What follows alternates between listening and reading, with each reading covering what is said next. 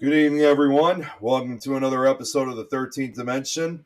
To make this short, I'm sure you guys already know that Jeremy will not be joining us tonight as he is currently on his way out to Vermont for a paranormal project.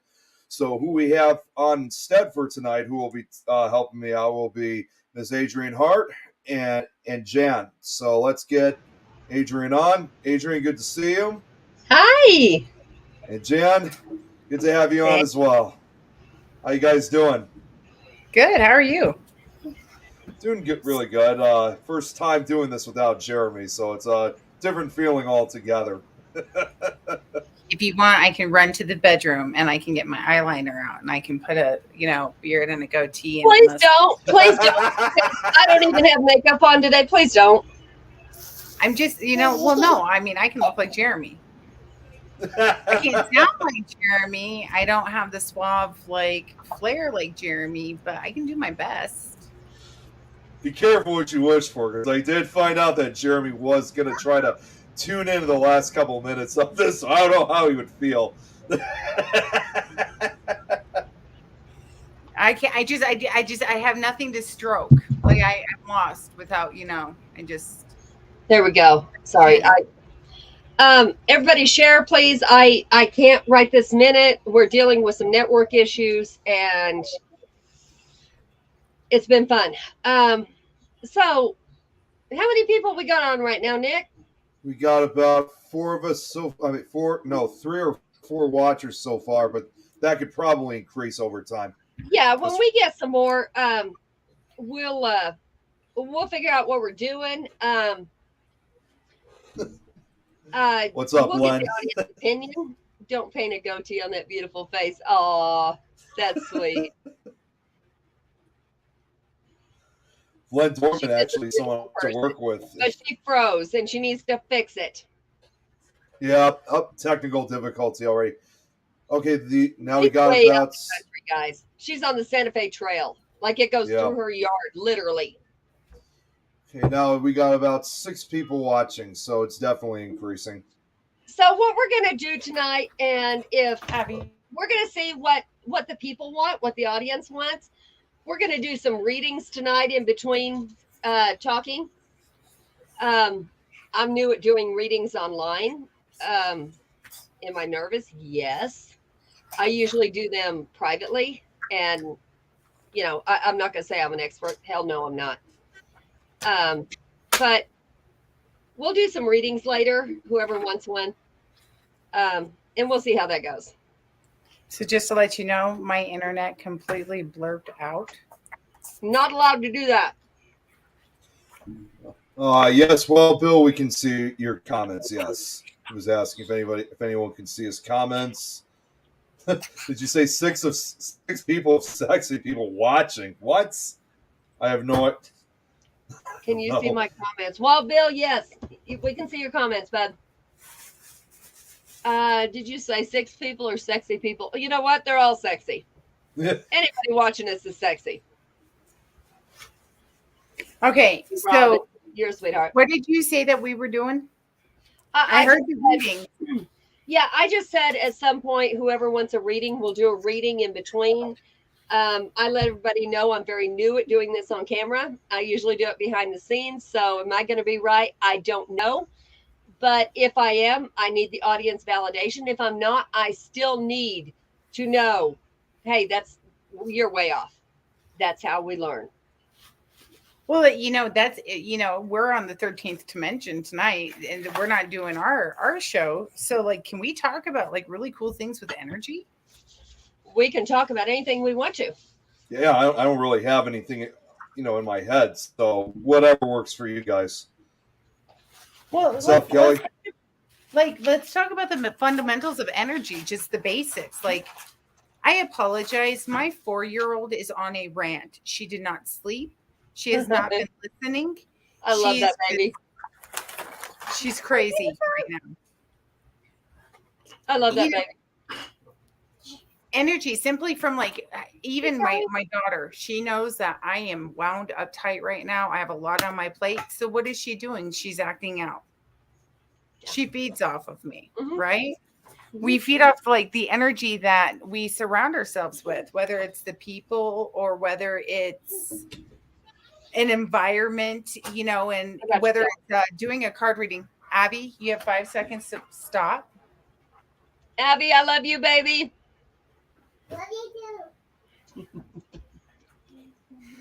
We got one person here that would like a reading. Kelly. I got you, Kelly. I would apologize for her, but there is no apologizing for a child. There's just No, she's amazing. She's amazing. She's from the UK. Okay. I love her. All right, give me a second. I am going to try to distract her. Evelina. So you guys have to know, I've got her other counterpart here, her son. She's only got her daughter at home right now till our wedding, and then she's gonna come here, and I get to see my baby too. I was at her house last weekend and took the boy home. We've kind of swapped kids for a minute. She's got my oldest, and I've got Nate, her youngest boy. So it's like, yeah, we got this. This boy that she sent home with me, I needed him. I don't know that he needed me so much, but I needed him. And he has done everything he should have done. And he knew nothing about what I needed, but he did it. And so he's still here doing every bit of it. Okay, I got her. Well, that goes with the whole energy thing that we were talking about, the connection between you and Nate. There's no bloodline. There's just energy. There's just this special bond, this special connection. And that goes with tarot readings. You connect with the energy that's around you, that's connecting you to the person, like time, distance. It doesn't matter whether it's fast forwarding or rewinding or energy's repeating. Energy's amazing. Jan, yeah. Can we do this? You're good at tarot. What's up, Jill? Can we do this? I do the reading off of just me. You do the reading off the cards and the energy that you have. Can we do that? I would love to say yes, but I did not prep. Well, you better go sit your bare ass out on the ground and ground yourself and come on.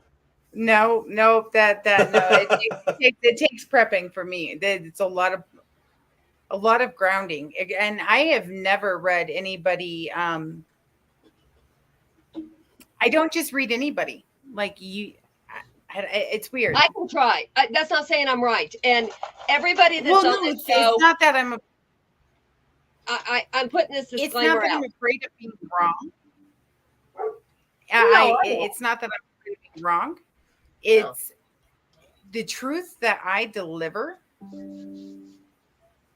is a hard reality, and I don't want to do that on a live broadcast. And there's no stopping it. Like when I read cards, I will pull stuff that will. Then people then that disclaimer needs to be out there. Adrienne? No, that disclaimer needs to be out there. This is a cold hard reading. This is the truth. I will do it on another show. I'll do it on another show, but I just can't tonight. All right, that's fine. I mean, I got too much going on. I don't have I know you do. So as far as me, I'm putting it out there. Everybody that's on this show knows I don't do this. This is not something I've done on the air. Whether I can do it on the air, I don't know. This is something new. I'll help you. I can do pictures of people and try to get a reading off the pictures. I can answer questions most of the time. But am I going to be right 100%? Hell no, I'm not. And I need whoever I do the reading for to tell me the truth. If I'm wrong, tell me the truth. Because that doesn't mean maybe it's somebody else coming through. And it's somebody else on the stream. And, we need to know this. This is how you learn. This is my first time trying it. So why not with people I know? Let's do it. Kelly, Yeah, Kelly was the first who asked. Do you have a question you want answered or a picture? I don't do cards. Oh, That's Jam. cards, yeah. I just do energy readings. Oh yeah, Jen's spot Jen on with is that. absolutely wonderful. Yep. Jen, He is. I wish she could read for us tonight, but she was not prepared for us to say, "Hey, come on." Kind of Um, like me. right. Jennifer is actually she. If you guys want a really good reading from her, she has her new website up on her. She's got the pin up on her page. Go to it. Um, she's awesome. Uh, I have, yeah, there is no doubt.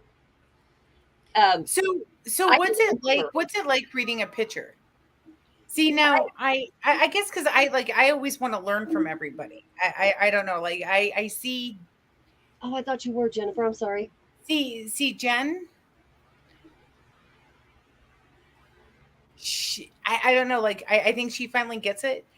But I see energy so completely different, and I work with energy so completely You different, do. and I filter it so completely There's different that no way I can do what you you do. can right. You can hand me a picture, and I'd be like, it's a picture. Yeah. I might be able to pick up on the emotion, the facial expression, Mhm. the this, the that. Right. But if that energy wants to connect with me, It's going to. it's Exactly. going to. And that's why I can't do like what Jen does. I can't do like Michael does. I can't. Kelly, do you have I a can't question? do Is there that. something you want to know? I'll try.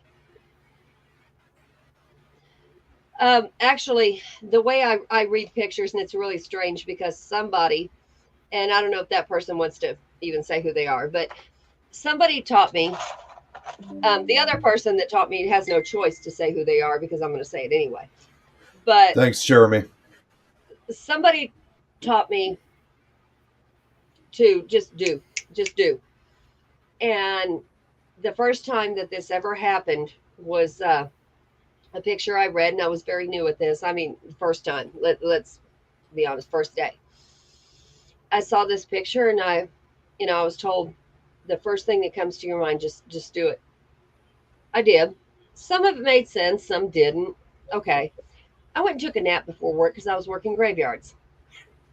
Um, and I kept hearing the words, and it's not actually hearing. I don't know if any of y'all will understand this besides the ones that do this, but it's not really hearing. It's getting those words in your head, and you know they are not yours.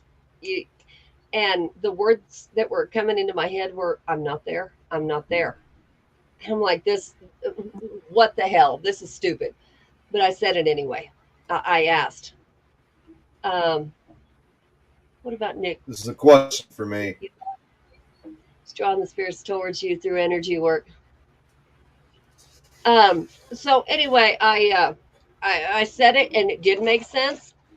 And then after that, I went on a location with Jan, and she was crossing somebody over, which she's worked with energy all of her life. She doesn't have a choice whether I say her name or not. Um, she did something that opened me up, and it's been balls out ever since. For 2 years now, we've been on this roller coaster ride. Yeah. Well, see, So, that's, yeah. can I hold on? Can I answer? Can I answer the question about Nick, Yeah. Jill? Like I love this question because I do believe, in my point of view, if I can answer on mine, the way I see Nick as he sees the reality side of the paranormal. You have paranormal, and then you have the reality side of it, and Nick likes to get his hands dirty and into the reality side of it, and I think that feeds the energy around him. So I think he is drawn specifically to certain things because that's the type of energy he puts out, and the energy is pulling him towards those things, that those truth, the uncovering, the digging, the mystery, the connection, the pattern, the way things flow. I love you, Nick, and that's just the way I see you. I see this brilliant mind putting everything together. That's pretty much exactly how I kind of see it. So it's funny you brought that up, and for me, it's also and very similarly, it's exactly the same way. But I also would say I also really go like between the history of places and stuff like that, and I can basically get an image of certain events that may have took place at a certain location. So yeah, there's a lot of digging for me. So I definitely believe that we all have some type of ability. We do, we very much do, and I just, and I'll bring up the side of the fact it's the way that your brain works too. That Right, that that real side, that it's black and it's white. You don't sit there and go, well, maybe. You go, no, this is what it is. And I love right, that definitive about you. And you're right. And that's what's amazing. You go with that sixth sense gut that leads you right where you are. Kelly, exactly. Nick, can you put Kelly's last comment up? I'm gonna Yeah, try this this. is what I had it up Yeah, before. I'm gonna try this. Is there a Janine somewhere? Does that mean anything to you? Did your Nan die in a nursing home or alone? Like nobody's sitting right beside her?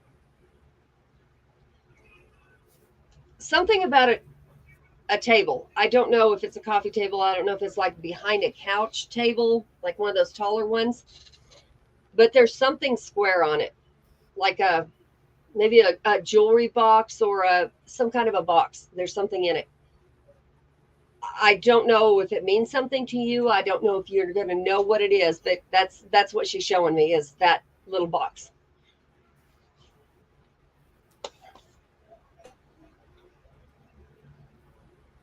I promise you, she's okay.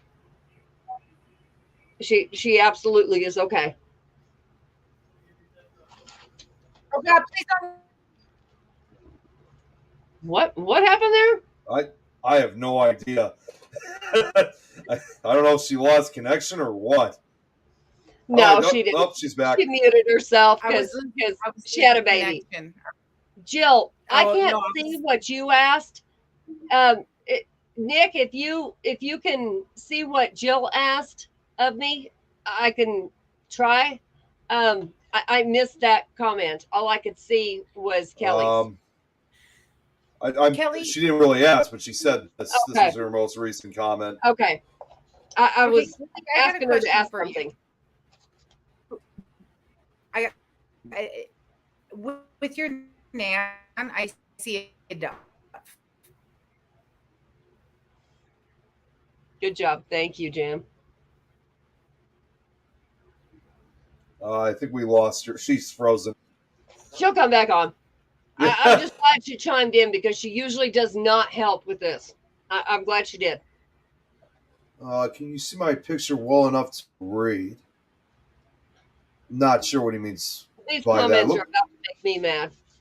Can you see my picture well enough to read? Bill, um, Nick, can you put it up? I can't see his picture. um, not sure Okay, how do you like to share it or oh, and we just lost Jan.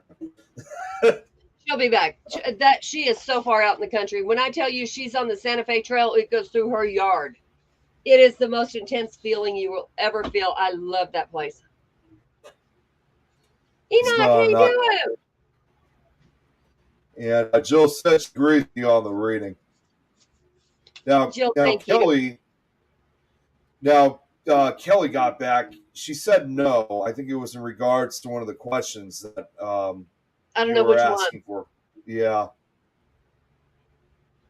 Same with me. It helps. I see a picture of someone or a name I focus on. Okay, now let me try to get Right, Jill. Wild Bill's picture. Hang on one second.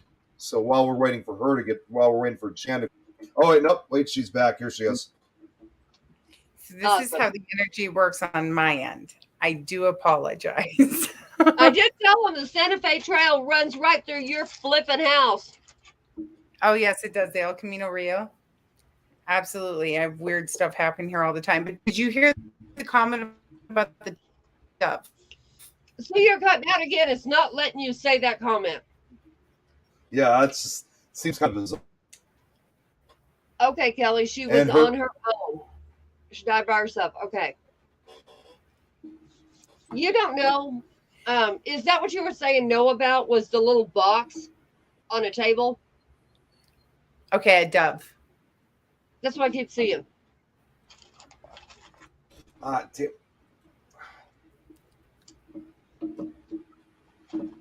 froze again. Yep.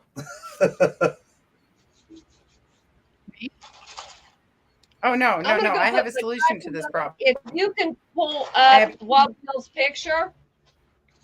Yeah, that's what I'm doing right now. Give me 1 second All here. right, awesome. Like his current picture he's got, or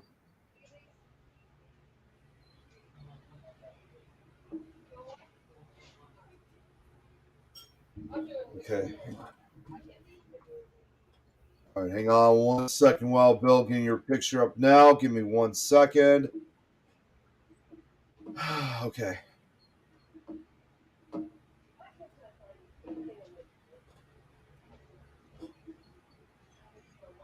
Yeah, I'm just waiting for Adrienne to get back. Yeah, whoever's things right now says okay, dove. I see her as a dove.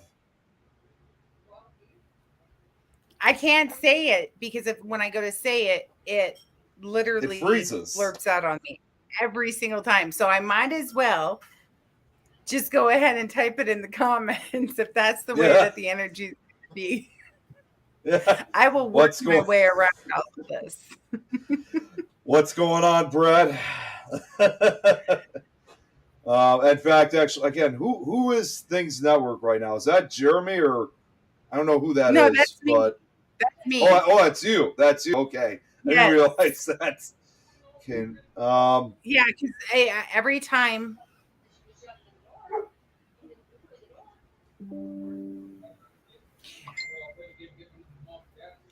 You know what, Nick? We have somebody to help us with this problem with the whole energy thing. who would I'm that be?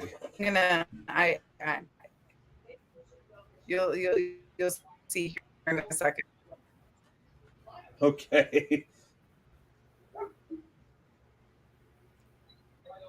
you're kind of freezing up again.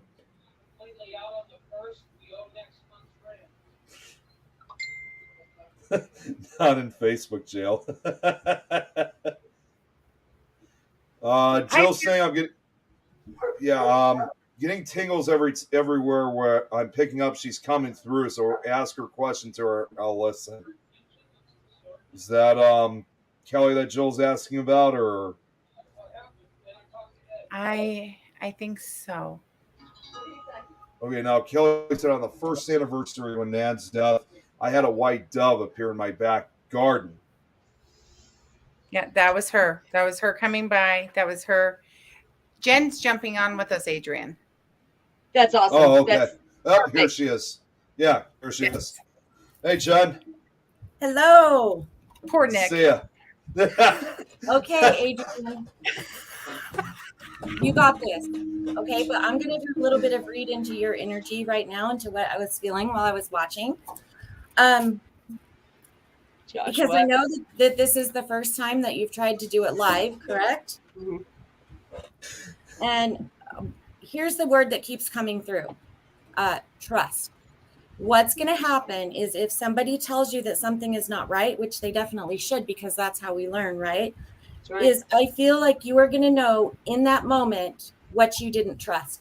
Chances are you had the information in your mind, but you didn't spit it out. Mhm. And that's because we don't want to be wrong, but sometimes we are. Yeah. Spirit is never wrong, though. Okay, it's in our translation, so it's okay. Like, be gentle with yourself. I was so excited to see that you're doing this, and you can do this.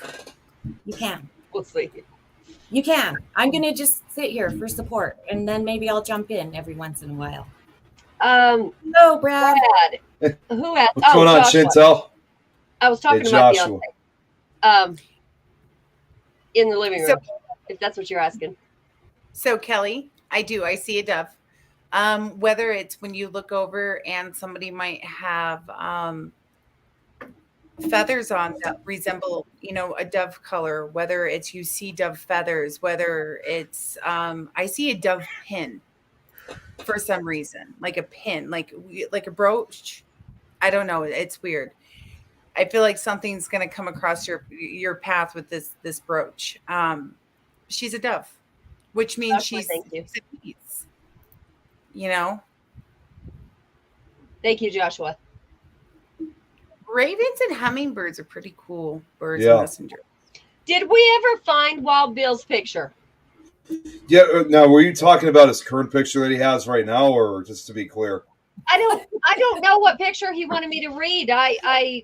Yeah, that was my. I was trying to figure out. As I was searching, I'm like thinking, wait a second, which photo was he asking me to show? Because all right, Bill. I don't have a clue. Let me know. Oh, But profile picture. Okay, got it. Oh, it's current You can do profile. it All right. without a picture. Let You me can do that. it without a All right. picture, Adrienne. All right. So then, what I'm going to do then is should I just share the screen just to make it easier? Go right ahead. Okay. All right. Oh, shit. Hang on. I'm having some issue here. A second. Sometimes even. People watch now on Facebook today, where you can actually watch the same video in a messenger, like conversation with somebody.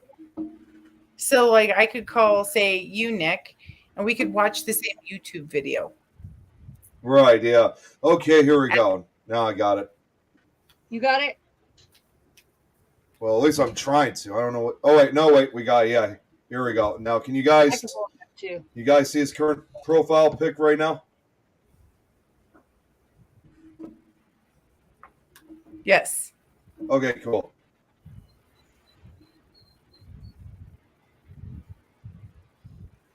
I feel like you and Bill, I don't talk to you on a daily basis. I feel like you've dealt with something dark in the last month. Somebody named Candace. Does that mean anything to you? I don't even know where that came from. Please tell me if I'm wrong. Whatever it is you've dealt with in the last month is not going away, whether it's residual or whether it's just the remnants of it. Not necessarily paranormal, but something that just won't go away. It's whoever this Candace is, I don't know, but she keeps saying, do it. I don't know what you're trying to do. I don't know what you're thinking about doing, but she says, do it. I don't even know if that's going to help, but that's just, and I don't know if this is one coming through just for you or if this is a bunch. This is all new to me. So if that means something to you, let me know. If it doesn't, please let me know. I would much rather these are all friends here. Let's all be honest, and we all learn that way. Right. Jan, what do you get? I'm actually just kind of here for support. I wasn't trying to. You guys were talking about energy earlier, and so I wasn't trying to interrupt like what was going on. So I'm just kind of watching for comments. So he says close. I don't think it's the name Candace. I think it's can't do this. Okay. I think it's the feeling of can't do this. I'll go with that completely. There's a lot of doubt. And I will say this, the devil plays with doubt. Not only does the devil like idle hands, but the devil plays with doubt. And when you have the doubt and the seed's been planted, you need to uproot that seed of that weed right now and remove the doubt. You can do this. So this can't do this that I'm hearing, which is actually pretty close to Candace. I was in there going, wow, that was like really close. You can do this. Absolutely. But Adrienne's definitely right with the message. I do think that there's something that you came across recently, and it might even be more recently than just the past month. Yeah, if that's it's, all I can if it's get. not that recent, the energy on you is reading that it was that recent. And this is exactly, Bill, thank you. That's exactly what I need is honesty. And Awesome. this is going to be, most of these people that are on here also watch our show, also watch Jeremy and I, Nick, and this is, you're going to get to see. Most people don't open up and let you see from the ground up, learning from the ground up, being wrong, and then getting to where, you know, you're actually decent at it, helping people. I'm willing to do that. It's this is what we're about. Jan and I's show is about, let's be honest here, honesty. You know, this is how you grow. This is how you learn. This is what's going on. Can somebody pin Jill Jade's comment? I can barely Yeah. see it for some reason. I I was just going to that comment because she's 100% right. That's what it takes. I heard somebody said to me the other day, it was another medium that said, bathe in the uncertainty. yes. Embrace it, and just go with it. It takes so long. There are still times I have to consciously remind myself, bathe in it. It's okay. That's what it is. And that's going to help you get a little bit more clarity as you go. You're doing awesome, you guys, though. Like, look at that. Yeah. And I'm so proud of you for being on here and doing that.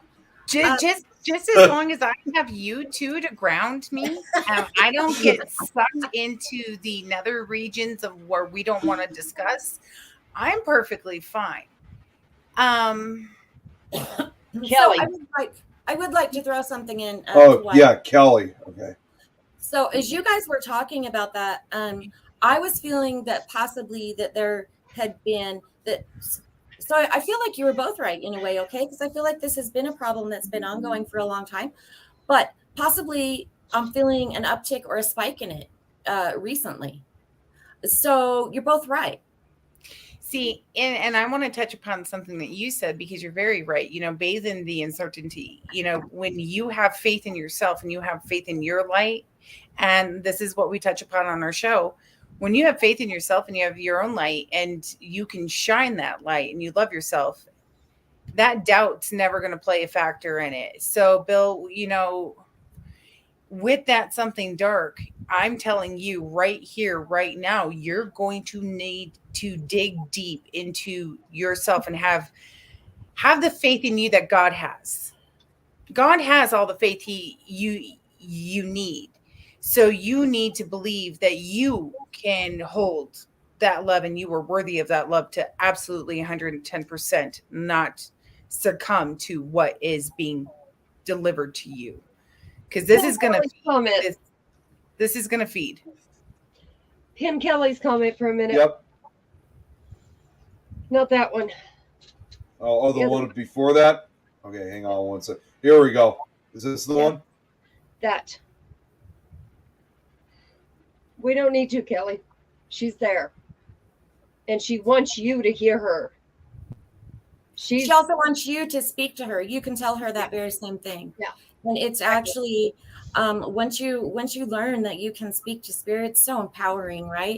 You don't need to go through a medium. Absolutely nobody does. It's something that everybody can do. So I would encourage you like to take that time. I would encourage you to talk to your nan and to tell her how, and not just that granddad is fine, but talk to her. I feel like maybe that was something you guys did a lot. Like you had these conversations, like still have those with her. Okay. I think she still has them inside of her head. And when you have those conversations inside of your head, you're connecting with them. They hear you. They have no boundaries. Does that make sense? So when you want, like, I agree with Jen. I'm sorry. See, this is what happens when I get together with Jen. This is what happens when you get 3 mediums on a show. And when you have one, it's probably a closet medium. Right. I don't want to say it.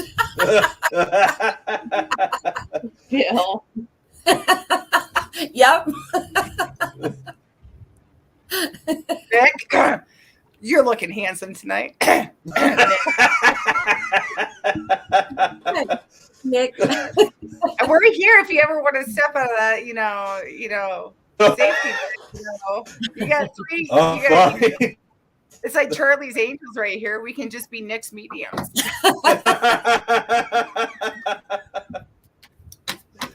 Oh my God. When Nick needs to come out of the closet.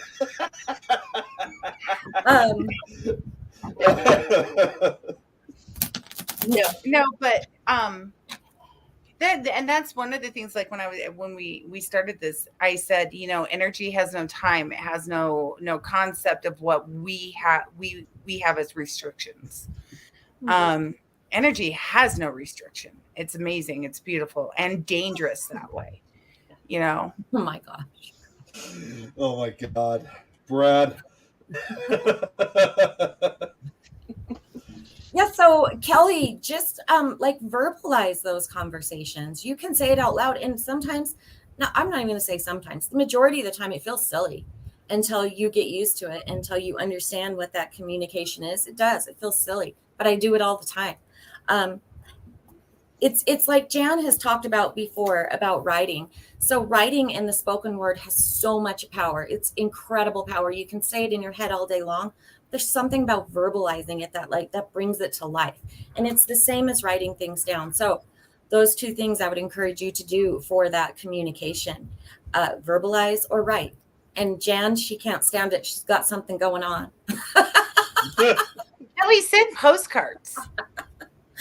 I know this sounds crazy and I know this sounds weird.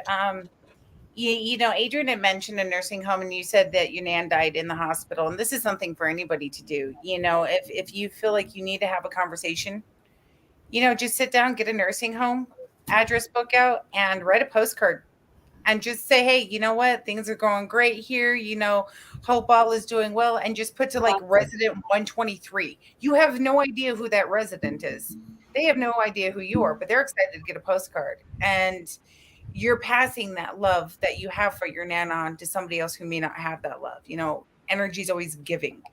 If you give, you receive.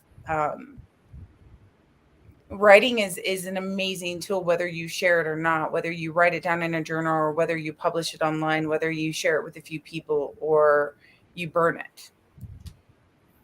Right. That's such an awesome idea. Like postcards. I'm going to remember that. I like that. Now, this is an interesting comment that Jill said. Standing with you when you pick her up in your head. So just speak, say what do you want to say. She listens and hears, just so you know that, Kelly. Okay. Yes, absolutely. Talk to my son. Time is a human concept. Time is a human concept when you transcend the human word and go to the energy world. Time no longer restricts you. Yeah, and that's absolutely correct. You have no restrictions. It's our physical body, right, that has those barriers.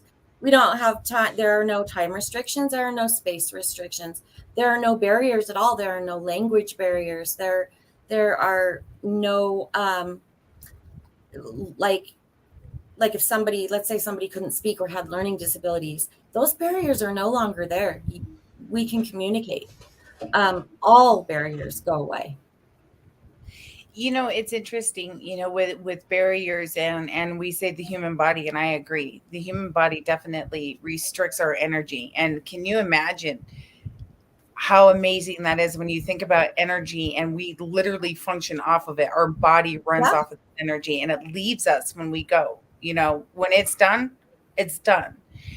The amount of energy that surges through us is just mind-boggling what our bodies can handle and take. And what I've learned is your body is the coolest natural producer of the energy that you truly need in your life. So if you truly change your energy, that energy definitely comes to you. I've also found that my body can also be used to transcend my energy. I'm able to come back to my body. I'm able to travel to places and times that the body would restrict. It's like almost, I want to say our body is an anchor. And it's just anchoring us here. And we can learn how to do those things.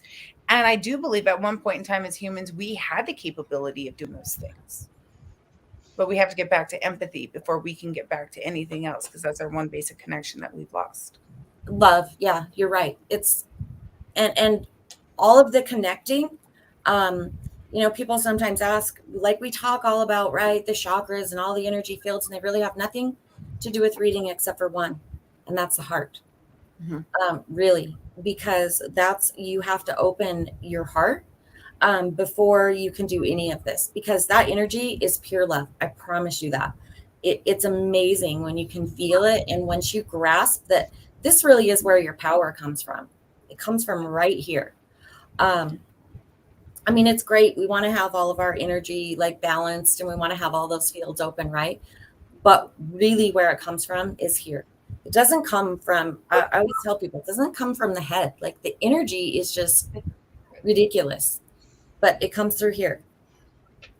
Yeah, and this is why we realized we're not doing this. I am nowhere near ready for this.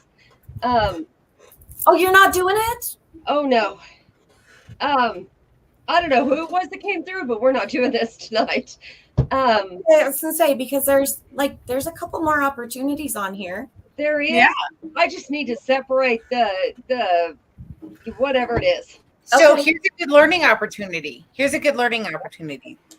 For any medium out there or anybody that can't just connect with somebody.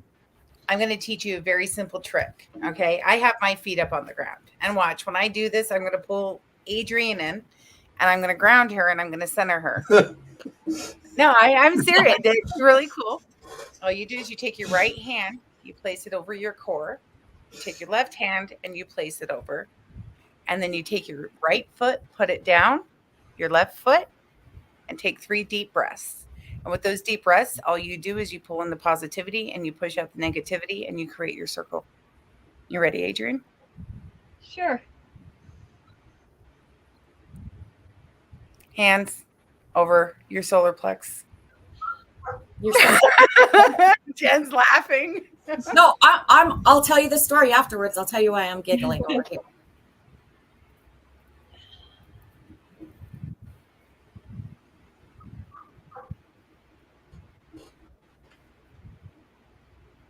Okay, ready? Yeah.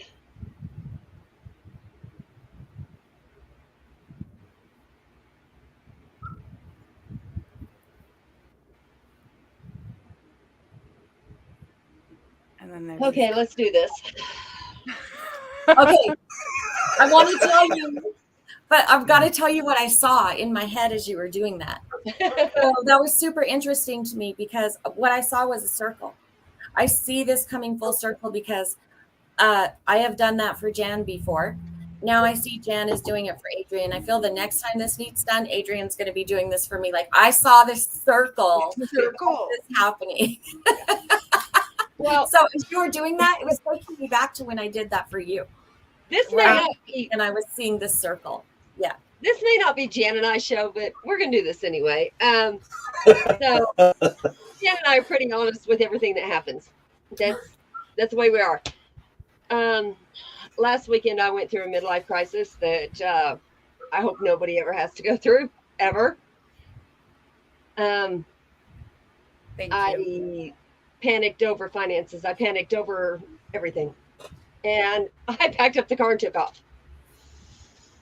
Stupid. Absolutely fucking stupid. But you know what? When I ended up where I was supposed to be, Jen had to ground me. It was like, okay, this is what we need to do. This is why I did this, and it's time to go back and face reality and do this right. But what's interesting is let's get down to the groundwork. We sit here and we talk about reading people. I mean, I had already told Jen like months before. I'm like, Adrienne's gonna end up here. And Jen's like, Jennifer knew this a long time ago. yep. Like you want to talk about reading energy, like And it had to play out. I had to do it. So that's what you need to know is for those of us in your circle, we were not surprised. We've been expecting this. And if you could see the conversations with me and Janet, was like, okay, it's starting. I got you. You got me. We both got Adrienne, and it was support and it was love the whole entire way. Because yeah. I know in conversations of this previously, I believe I've told you this, and Jan has told you this as well. The journey is going to lead you to the answers. So if you have to take the journey, you have to take the journey. Nobody's going to tell you no. Nobody's going to tell you yes, including spirit. They're going to let you find your own. That requires that journey. Even if like Jan and I are gritting our teeth, like what the hell is happening? We're allowing you your journey, and we're loving you on the way, because at the end of that, you're going to find those answers for yourself. And so I know we're kind of giggling about it, but oh, it's funny now. It's funny. I was calling Jen. Amazing. I am almost 50 fucking years old. Why am I like a ping pong ball? I don't know where the fuck I belong. What the hell is going on? And I was that way till I got there. And then it was like, okay. Yeah, I love sometimes I love being on the other end and handing somebody the map and seeing how they decipher the map. And I remember telling both of you, Nick, you're going to get a good laugh out of this. I was like, yep, energy's going to do something. The energy is just going to kick her straight Nick in the only ass. knows the me that's very No, look at him laugh. Like he gets it. Like you get it, right? With Adrienne, she's just so stubborn. Yeah, exactly. She's just like, hey, I'm here. Hey, are you listening? Okay, you know what? Never mind. Whack. And we all see coming from a mile away. We're like, love you. Like that's how it happens. That's how it happens. Like I promise you, you're not picking up the subtle sign. Right. You will get the power sign eventually. And we're all that way. We refuse change. Like change is like we just right. That's a human. It's just yeah. And there's a point in life, and whether it's 40 or almost 50, we realize, look, this is our last shot. Whatever we've done in the past, whatever we've, let go in the past, whatever, this is our last shot at life. No, it's not. I got a bottle of Jack in my office back there. There's never a last shot where Jack. There's never a last shot when I'm around. So there's that midlife crisis.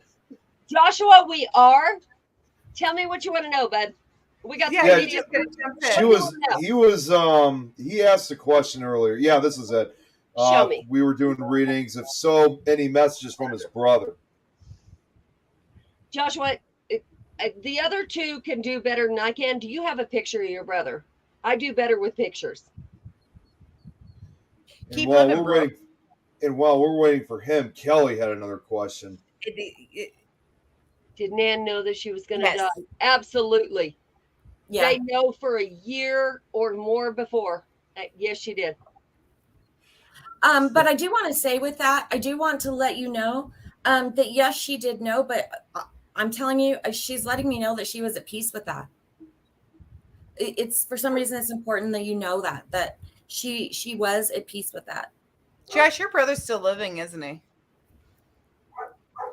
I'm 66. I use rum or tequila here. Where was? Okay, who? There was somebody. It's not stubborn, it's worry. Joshua, you are absolutely right. Yeah. I got past that. We're past that. And you know what's funny? I'm going to tell a little story here while we're waiting on the picture. 40, 50. Hell, I'm 68 this year. No midlife crisis yet. Thank God, because this is not funny. It is not. It is now, but it was not. It's like your mind's doing a ping pong ball and you belong nowhere. Josh said he can't send a picture in here. Can you send it to me personally, Josh? But yes, I'm going to tell a little story here. I don't know.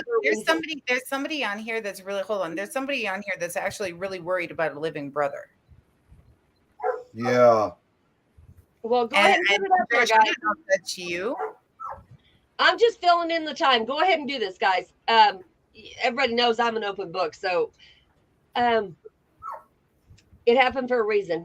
The reason ended up being that I've never been as close to any parents as I have his mom and dad. We actually get the opportunity to take care of them, move in their home with them, and take care of them until they're gone. We promised him we'd do that, and that's exactly what we're going to do. From what I'm understanding and messages I'm getting. Adrienne, I'm sorry. Can I interrupt you for 1 second? I got to ask Brad a question because I'm sitting here. I know you guys are waiting for the picture. Josh. Or Josh. Yeah. Josh. Sorry. I feel like, okay, I would like to know if this is your brother, because I do feel a male presence around me. And what I'm feeling with him is I feel like that this is a fairly recent death. Now, we were just talking about there not being time. So when we say that, since there's no time frame, I feel 1 to 5 years, maybe. I also feel like that this was an accident. This happened pretty quickly. And I'm just wondering if you can validate that for me. And if you can, then we'll join forces and we'll go forward. And maybe that, I don't know, maybe maybe it is a recent death, but I feel like this person was definitely very much an alive person. And maybe that's what I'm getting, is that they live to the utmost type of alive. If that makes any sense. Joshua, send it to me if you can. Yeah, well, Bill here says, Josh, Messenger definitely would be the best way to send it, because you can't really send photographs through the comments here. It just doesn't work. Yeah, absolutely. Can you pin a comment from Joshua? Oh my God, Kathleen, I'm so sorry. So I can stay connected with him, please? Yeah, this is his most recent comment. Thank you. So I'm just going to wait just a second. Oh, he sent it to you, Adrienne. Kathleen, yes, absolutely. I don't know if Joshua even heard any of what I said. Because he did. Oh, he did? Maybe he was sending a picture. Okay. Kathleen, can you put Kathleen's message Yeah, up I there just have that up. I wanted to wait until you guys wanted to see it. Okay. Excuse me. Other people believe differently, and whatever it is fine. I think that they can do whatever they want until their funeral. Then they choose whether they go or come, go or stay here. They can come back and visit anytime they want to. That's how I feel. He knows you're not at ease right now with any of this. He's just trying to show you that you're okay, that he's there, that he's not leaving you. And I feel like he's not going to leave you till you're gone. I don't know the circumstances. I don't know how old you are, but I know he's there. Talk to him. Let him know. You know he's doing it. Talk to him. You can communicate with him better than anyone else can. Talk to him. See, that was beautiful.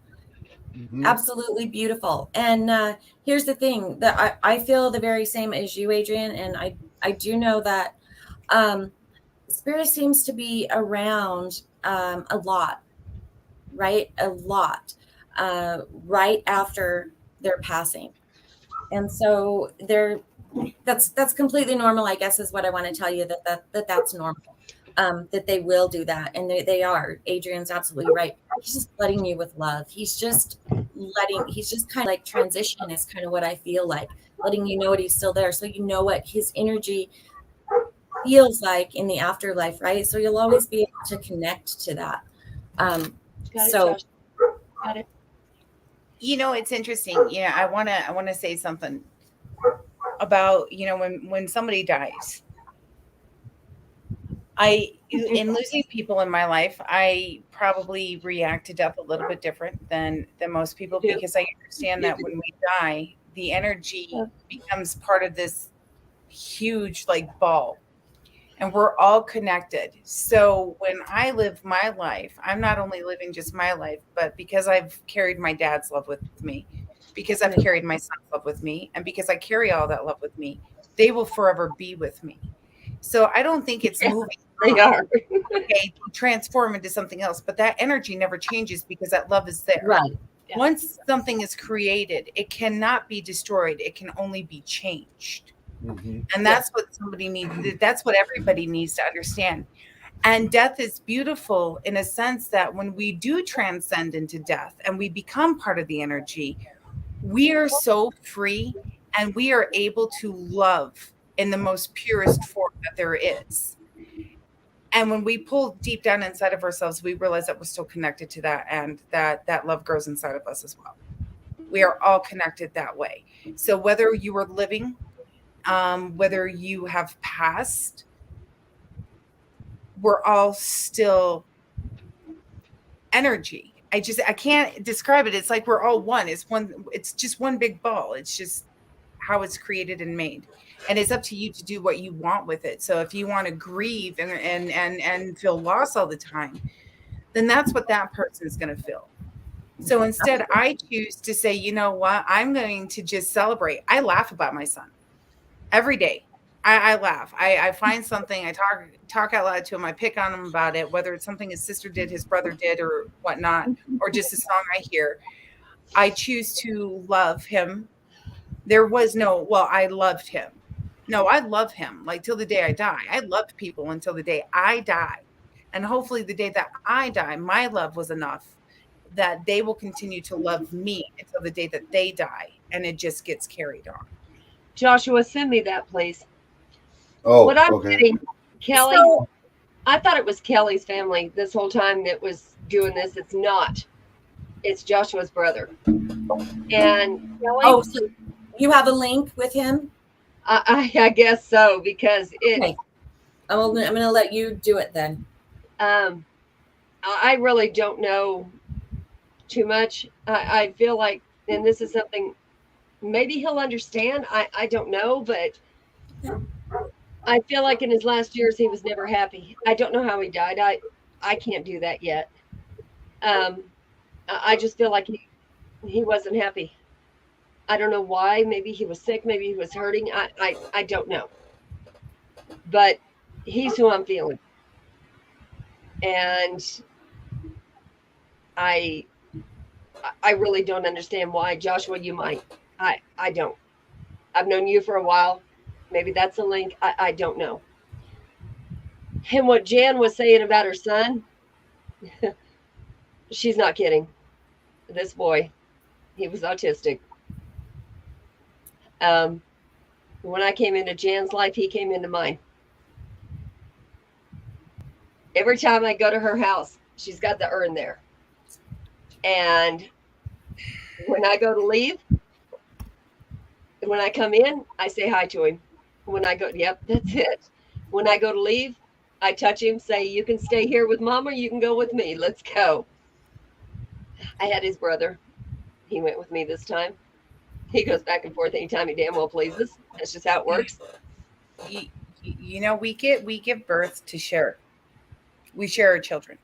Yeah. We don't give birth to say, we give birth to preserve, obviously, our genetic line and our belief system. But ultimately, we share them with the world. And that's another thing is in death, it doesn't matter. I mean, I still share my son's love. You know, I still share the love that I was taught. And by doing that, you know, it keeps their spirits alive in a healthy way, in a generous way. And I think I agree with Wild Bill. I don't ever mourn anybody. I rejoice in their death and in the fact that they're free and that they get to be a part of something that I can't wait to be a part of. Like I will wait until my time, obviously, because there's things that I have to do.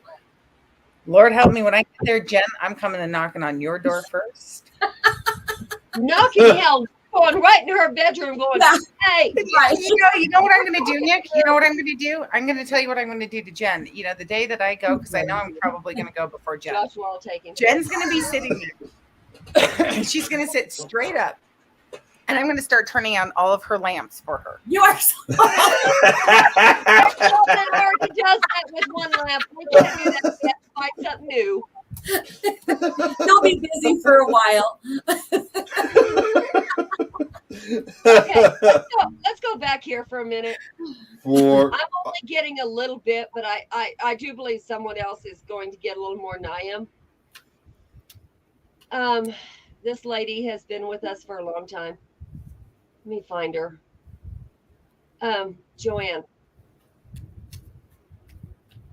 Is there the only thing I can get, and I know the other girls can get more than I can. Is there something on your headboard, your nightstand, your somewhere in your bedroom that's a little animal of some sort? I don't know what it is. That's what I'm seeing. A little animal that almost looks like a little rain animal. I don't know.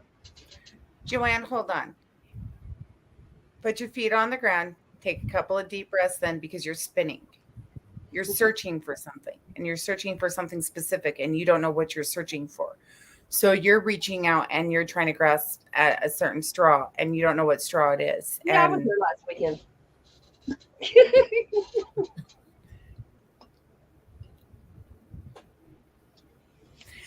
it's going to be okay. Do to him. Oh God. That's what I hear. It's just that it's going to be okay. Listen, I'm going to go up to Nick and I'm going to give him the biggest wet willy. You know what? I'd rather deal with that than what Brad is. I know what I Brad. already know what it is. Yeah, I do too. It's either that or I'm just going to walk up And I behind won't torture you with it right now. you, stick it in your mouth. You know. Joanne honestly needs grounding. I felt that for a long time out of her. She needs grounding. Joanne, come see me after the show. See me after the show. I'll ground you. Yeah, I can't do that for her. I wish I could. I that's not my specialty. I can't. Grounding is something I think every human being should do. You know, I don't care what faith you have. I mean, I don't care what you believe. I mean, everybody grounds, whether you're Catholic or you're Buddhist. You ground. You ground. You have to center yourself, and you have to balance. Tell you what, Joshua's brother and I are going to have a talk after the show.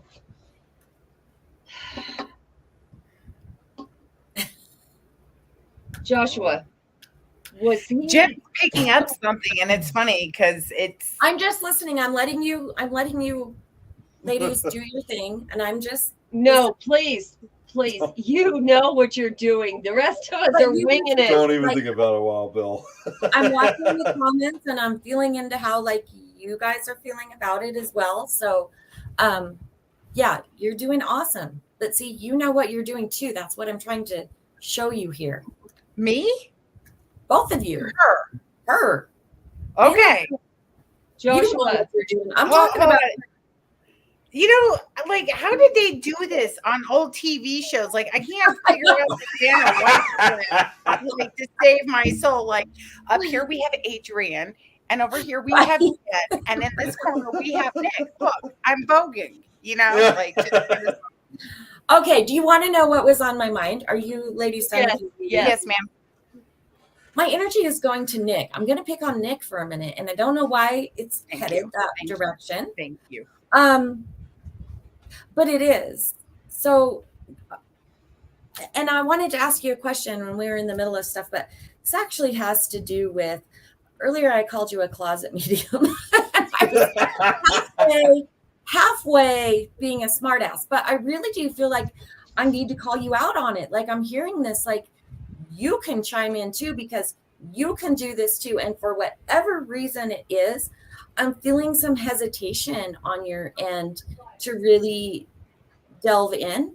And you don't have to, like, people don't have to open up and do this the way that we do this. I don't know if you have had a real curiosity about it lately, but what's funny is I also feel the skeptic side with you. I kind of feel like I don't know what this is when it comes to the mediumship and to the talking with the spirits. That might also be just some of the self-doubt that we were talking about.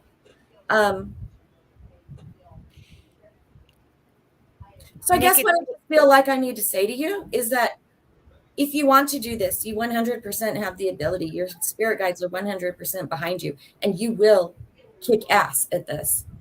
So if it's something that you want to do, but I feel conflicted when it comes to you. I feel like you know this, but I feel like you're also you're like two extremes. Right. Yeah. Battling each other on this issue in your own mind. Is it the solid confirmation?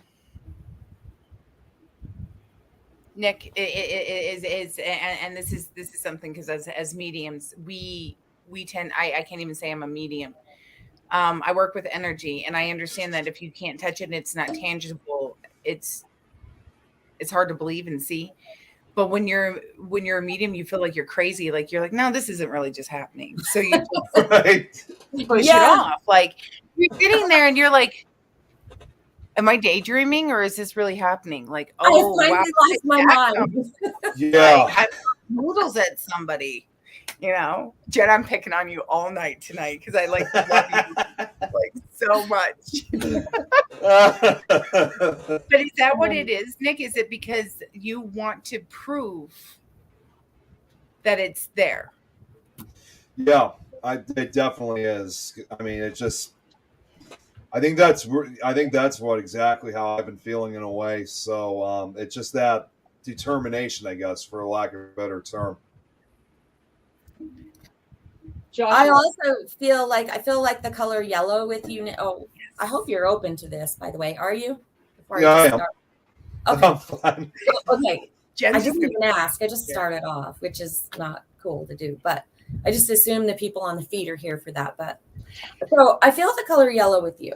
And usually when I feel the color yellow in an energy field, it indicates, so first of all, it's, Jan was talking earlier about the solar plexus, right? It's our sense of self. And I feel like that's really strong with you because it comes through.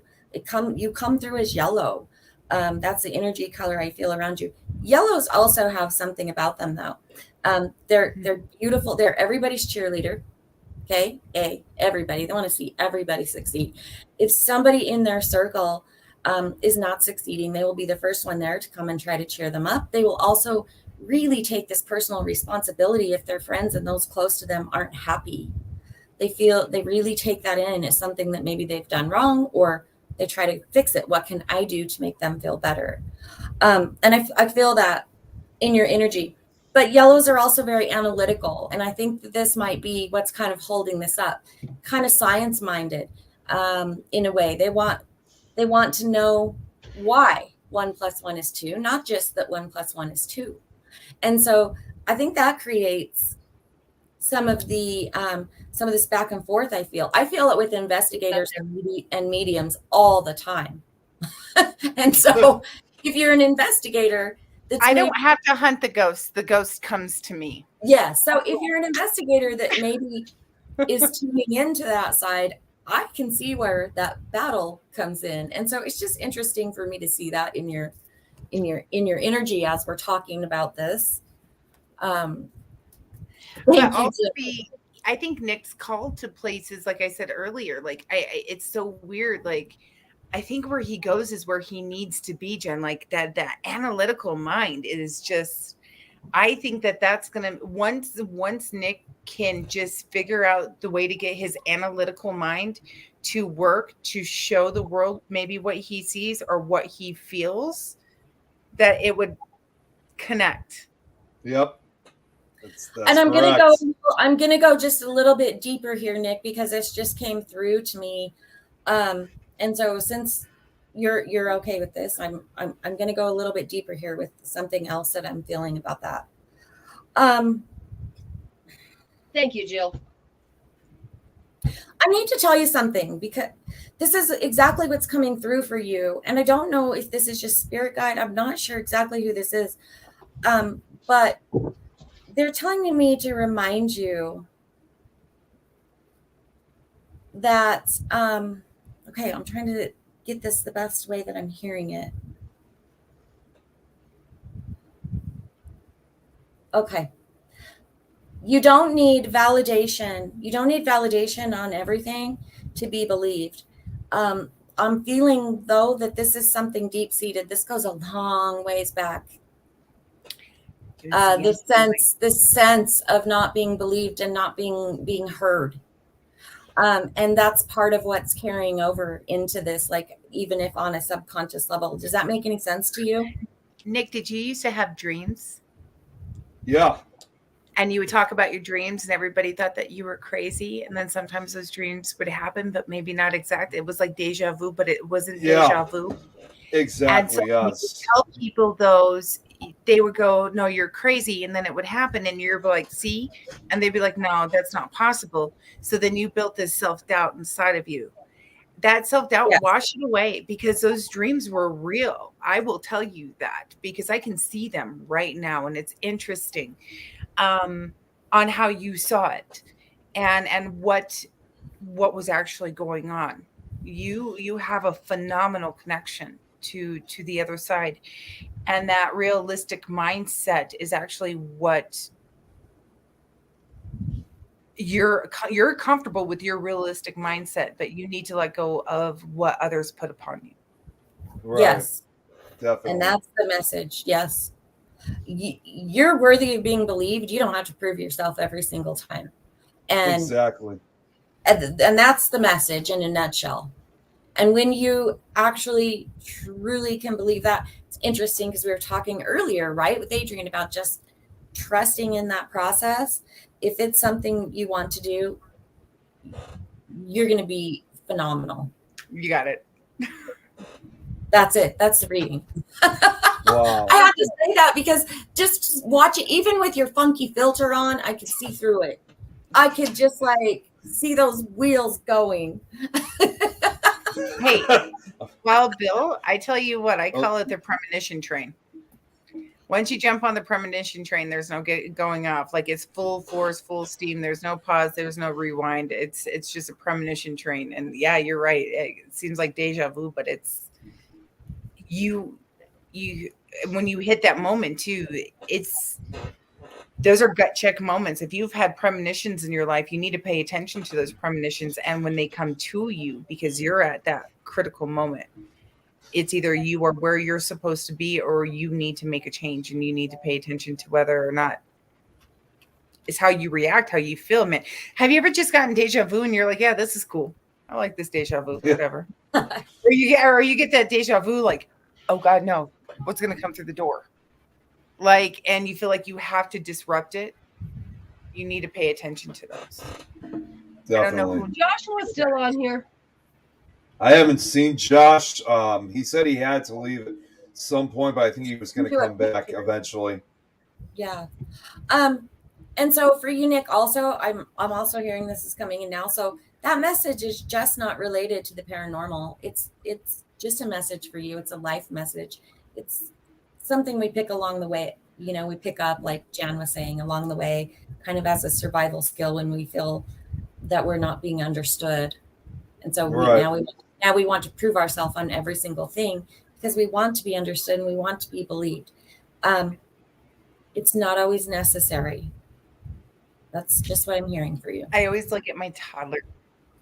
And a toddler is the perfect example of always, having to prove yourself. All of my kids would look at me and go, right, right. And you're like, you're right. Yes, you're right. You're very right in your little mind. Whatever you think, you're right. You're brilliant. Joshua, I'm going to send you something. I'm just going to do this privately.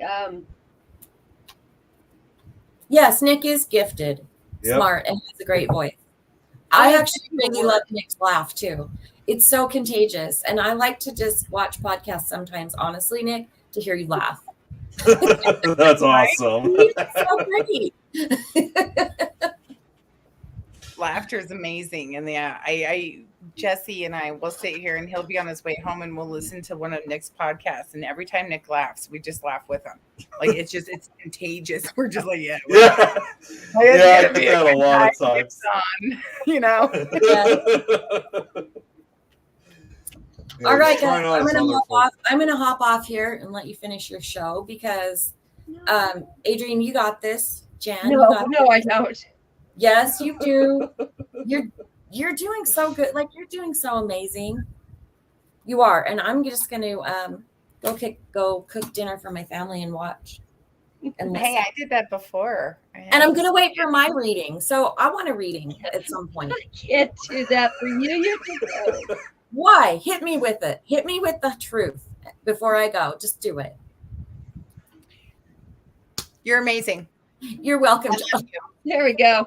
You're my guiding light in the darkest hour. You were my guiding light, and that says a lot because I don't lean on a lot of people. I'll give you a reading. You have the self-confidence. Yeah, you're just this brick house.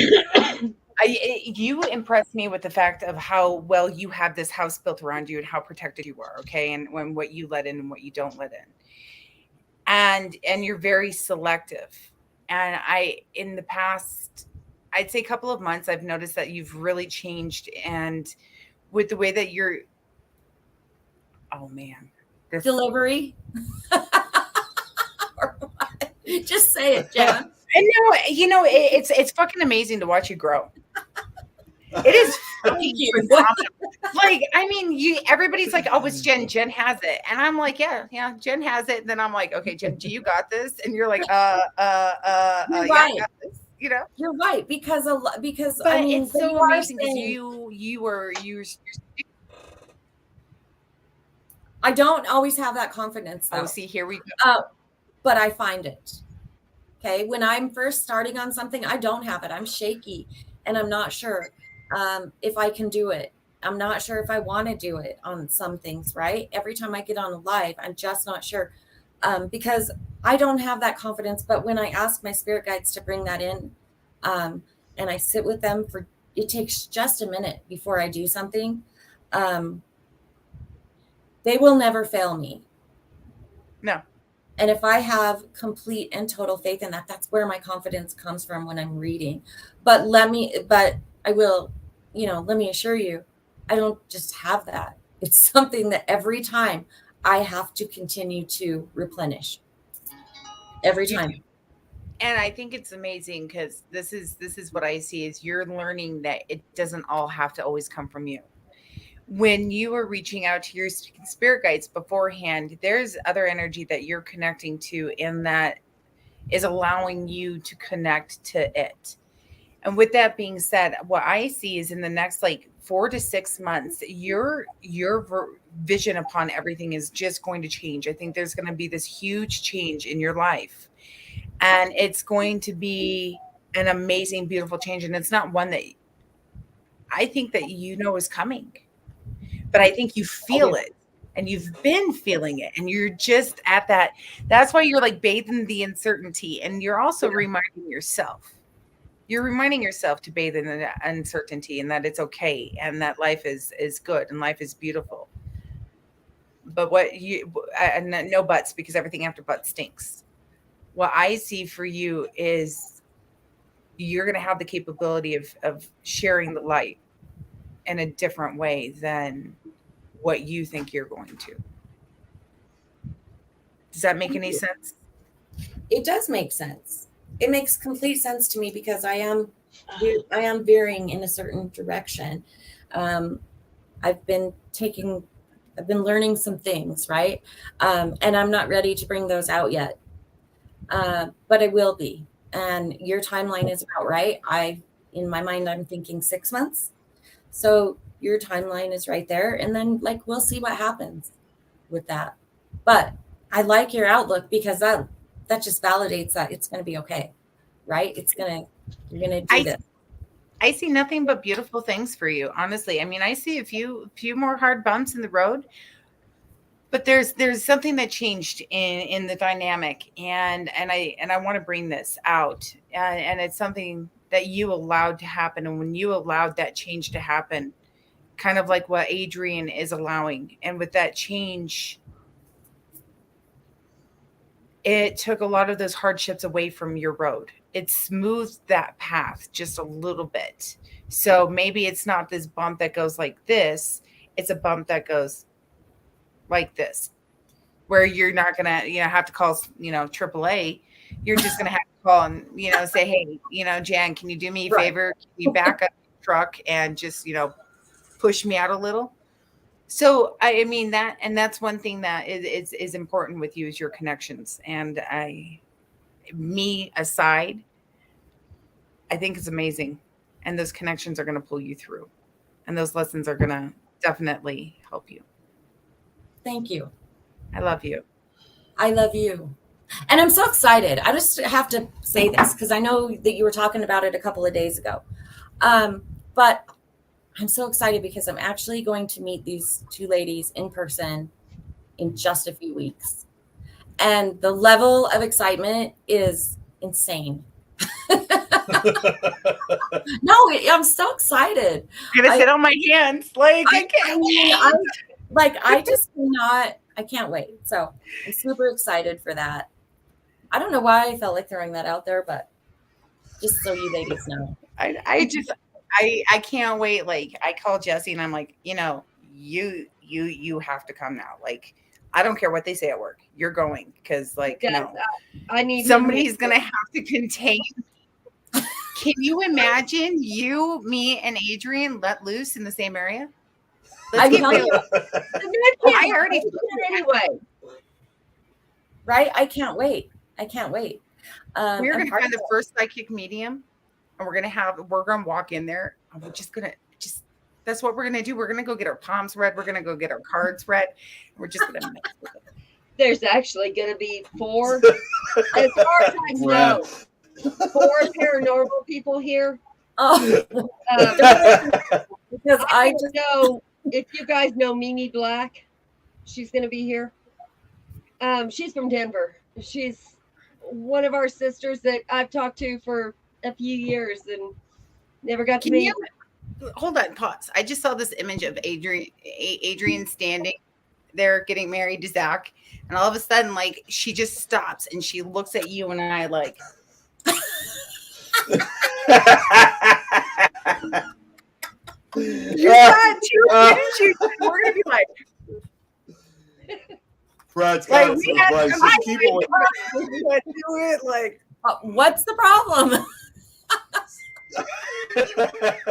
Just keep Adrienne away from the coffee. Oh. There's also going to be another one here that I know I think you all have seen recently. She has recently married, so her name is now Angela Johnston. It used to be Angela Mitchell. She had a talk show for a long time. I have no idea. 2.5 years ago, I was on her talk show. I don't know why, for no reason. I was just kind of there. She actually moved to Denver not long ago. So she's going to get to be there for a little while, not long. I know Jeremy. I know Nick. I know Jen. I know you. My circle's closed. Michael.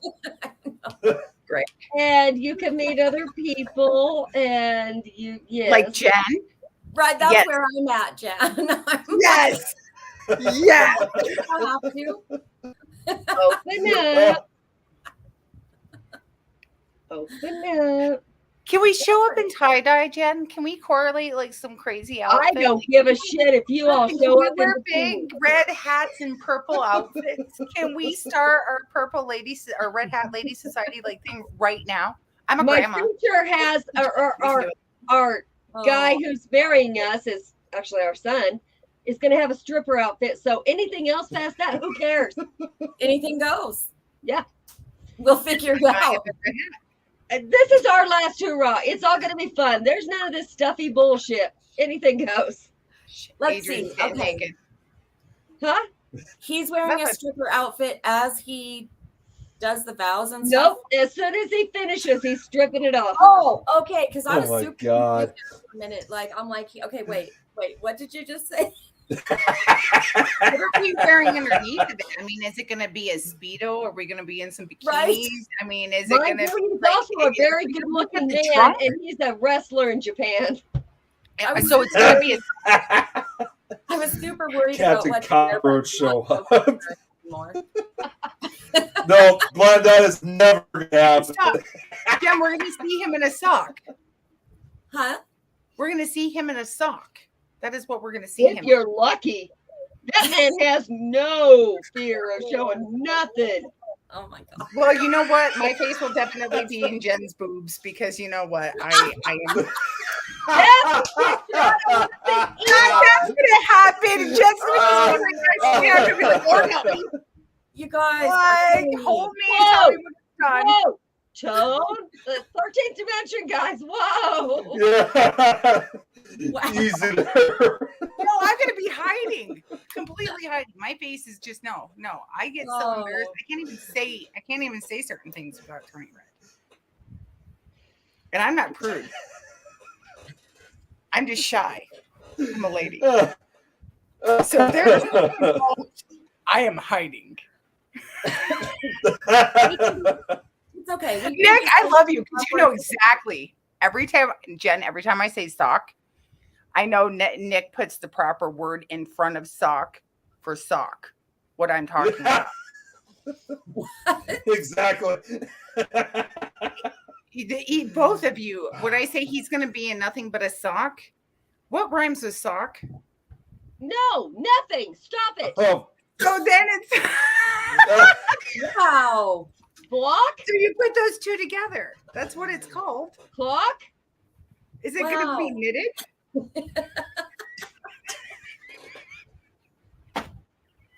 No, Jan Okay, is not. now trying. I really He's do. not.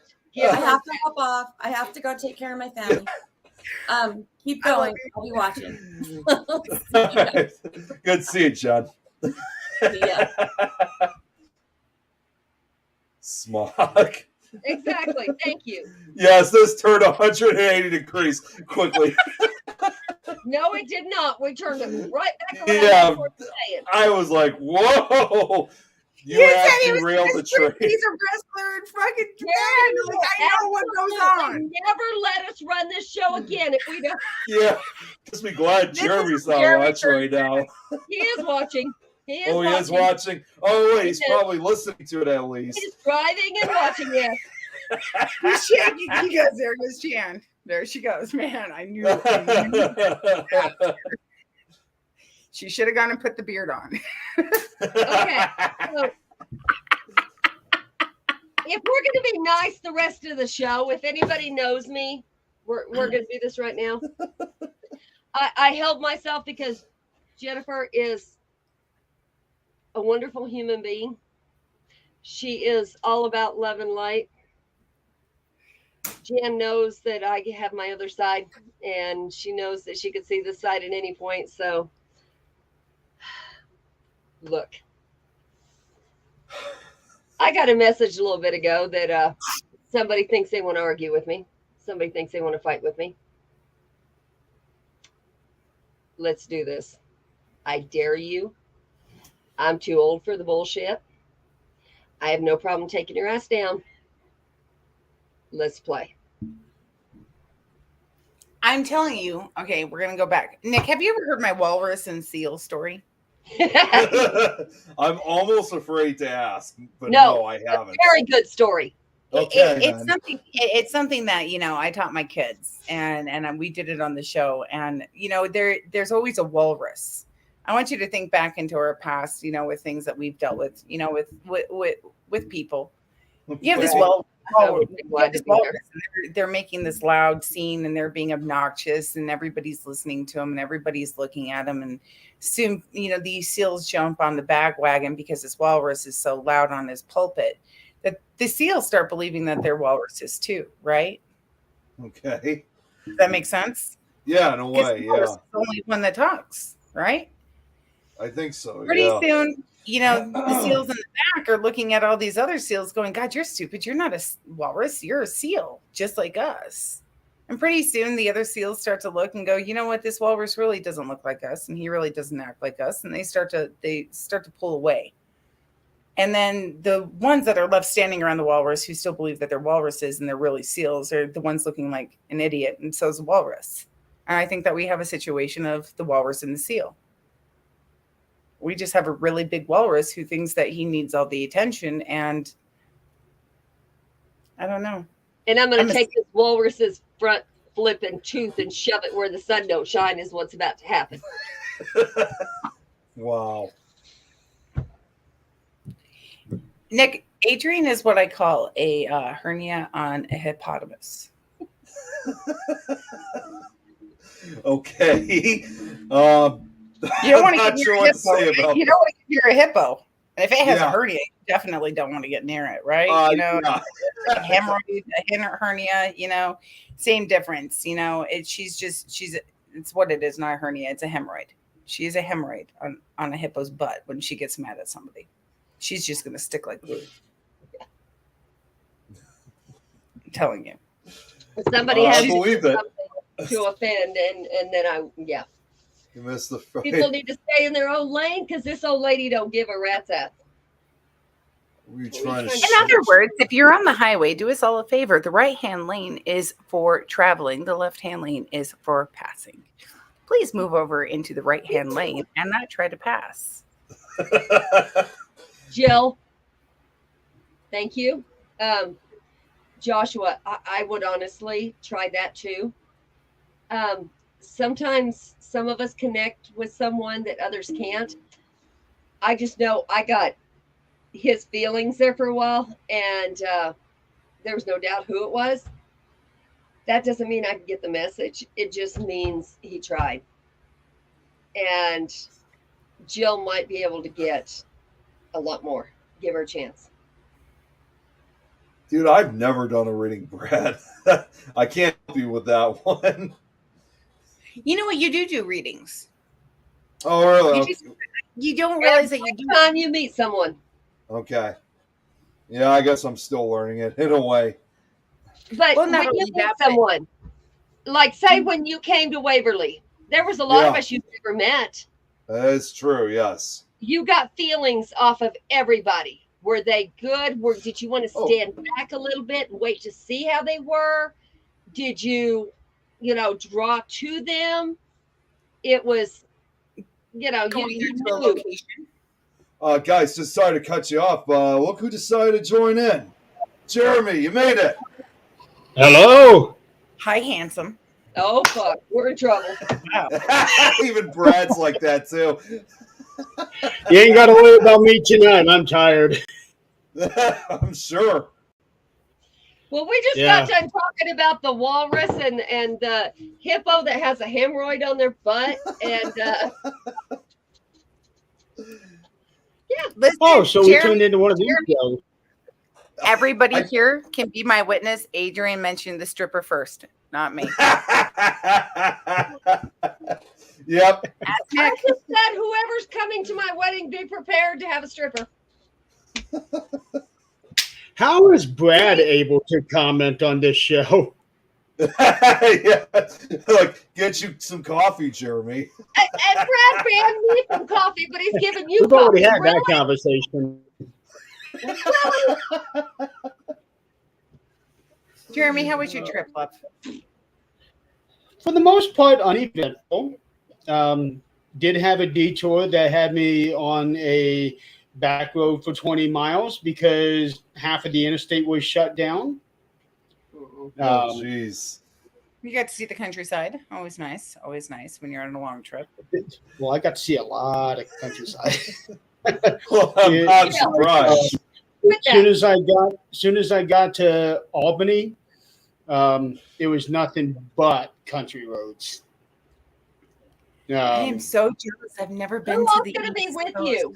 Well, I've never been to Vermont either, or much of the East Coast other than Let's New go York. next. It'll be the UNI research team.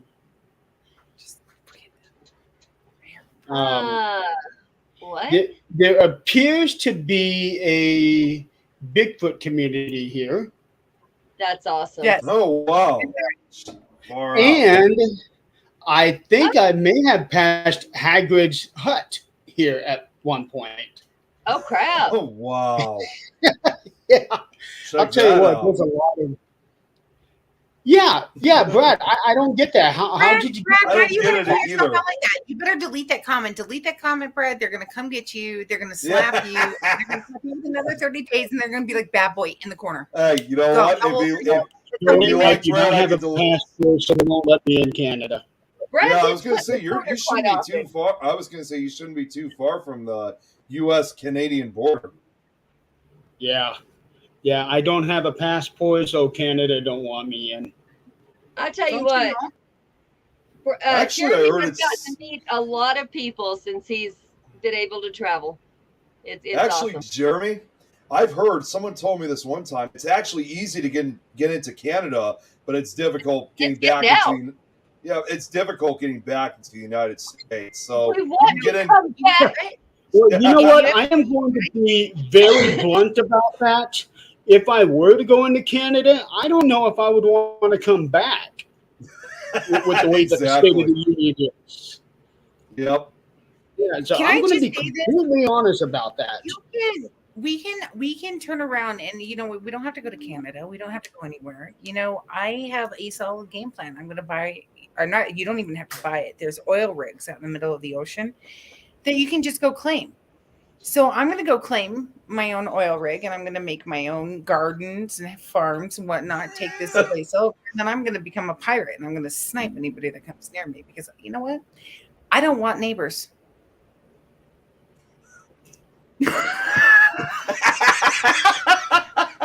I'm going to have to. I'm going to have to. I I'm love going to have to agree with you on that one, Jen. I'm going to have to agree with you on that one.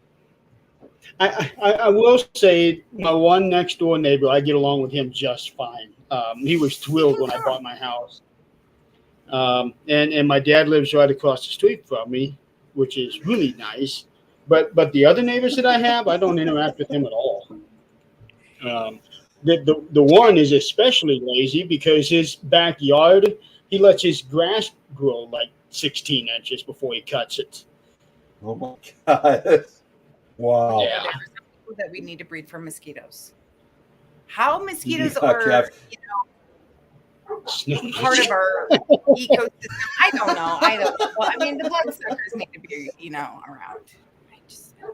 Well, Josh let's says he just, lives in the woods. Brad, let's just add that to the 1,000 nicknames that I've got already. Listen. I tell you what. The only thing I want to see is like a whale, a blue whale, like swim by. Jen, you're more than welcome. We can sit out there. We can do tarot readings for the whales and the dolphins. We can make them our friends. Well, what if you guys encounter sharks instead? Oh, can Escape you from imagine? the- No, just put me out there. There you go, Brad. Escape from Somebody the- needs to make a movie about that. Escape from But it needs to be post-apocalypse. See, Joanne, if you join me on the ocean rig, there would be no lawn. There would be no worrying about that. You wouldn't have to worry about neighbors upkeeping their grass. We could just have like a little, patch of grass here, a little patch of grass there. Go out there with scissors. Can you guys hear Jen the air said- conditioning right next to me? I've encountered many sharks in my life. Still standing though. Baby, not the two-legged kind. We mean this movie. So what are we in now? I love Crab Squash. That is awesome. So pissed can't find my pictures, which he will. Okay, yeah, keep look. Take your time, Josh. Oh, you So, got Jeremy, some. did you hear? You got someone else that will join your show. Let's go. Jeremy, did you hear Nope. that? You will be in for a trip, let me tell you.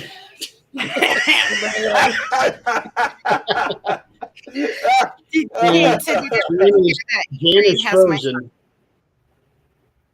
No, you. Well, no, So- Adrienne's with my son. Ah, now she's back. I get this message from Adrienne a couple of days ago. She has my son up there for the next 30 days, right? And she goes, Janice, will he eat me? Oh, knowing my 11-year-old, I was like, yeah, he'll eat you. Don't feed him. Starve the kid.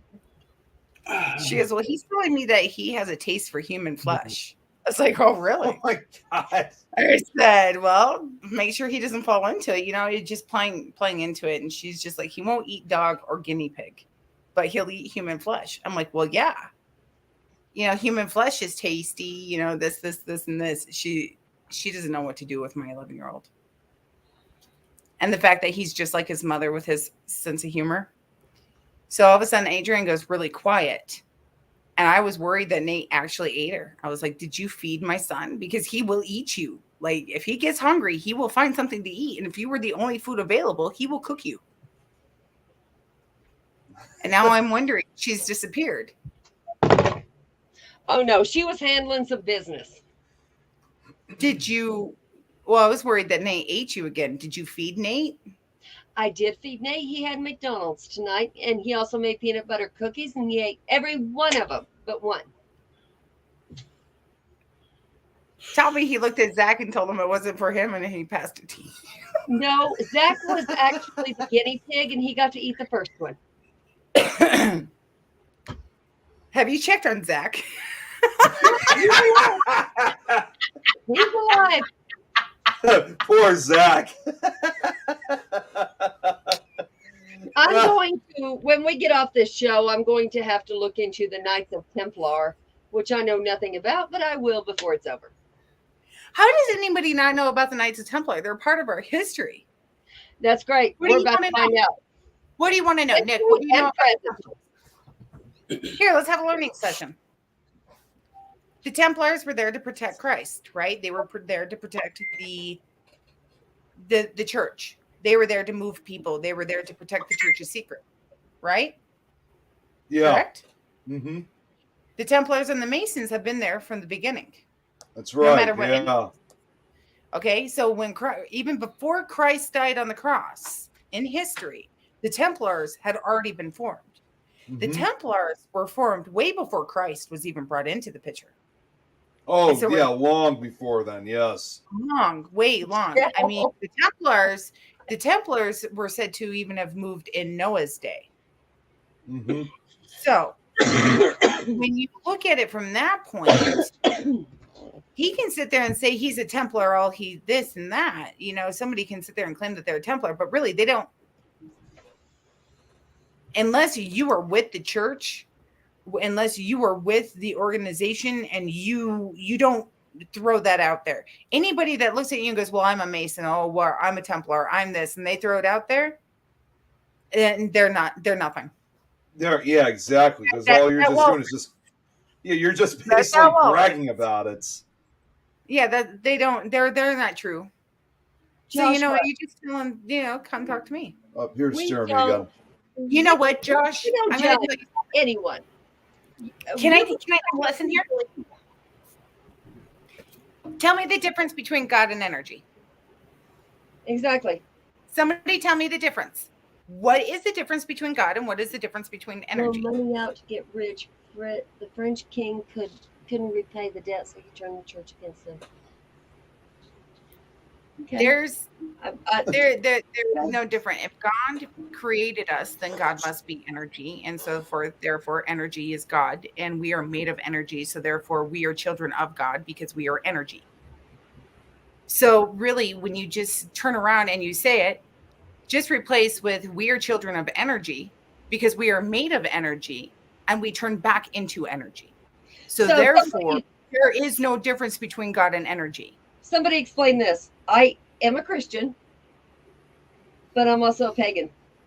I believe in God, but I also believe in what God gave us with the earth to do what we need to do.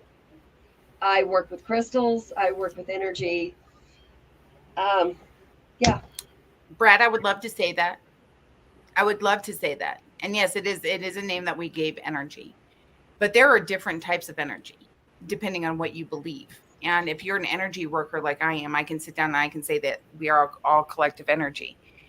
It's what you do with that energy. And yes, if you name that energy God, or if you name that energy paganism, or if you name this energy this, or if you name that energy that, you are actually fitting into a direct line of energy based off of the main energy core. So you need to be careful on what you say you believe, on what type of energy you work with, and you need to understand it. It's like teaching mathematics. You have several different ways of teaching mathematics, and it's just on how you learn, right? And mathematics is mathematics no matter what. 2 plus 2 is going to equal 4. 1 plus 1 is going to equal 2. It is a universal language. Energy is a universal language. It is just how we tend to use it. So you can use math in coding. You can use math in programming. You can use math in figuring out how far something is. You can use math for anything. You can use energy for anything. So algebra, calculus, geometry, you have all of that different type of math, right? You have all that different type of energy too. I don't know if that makes any sense. Everybody went quiet. Well, no, I just noticed that Jeremy, he got frozen. So, but now he's back. There we go. Joshua. Yeah. Okay.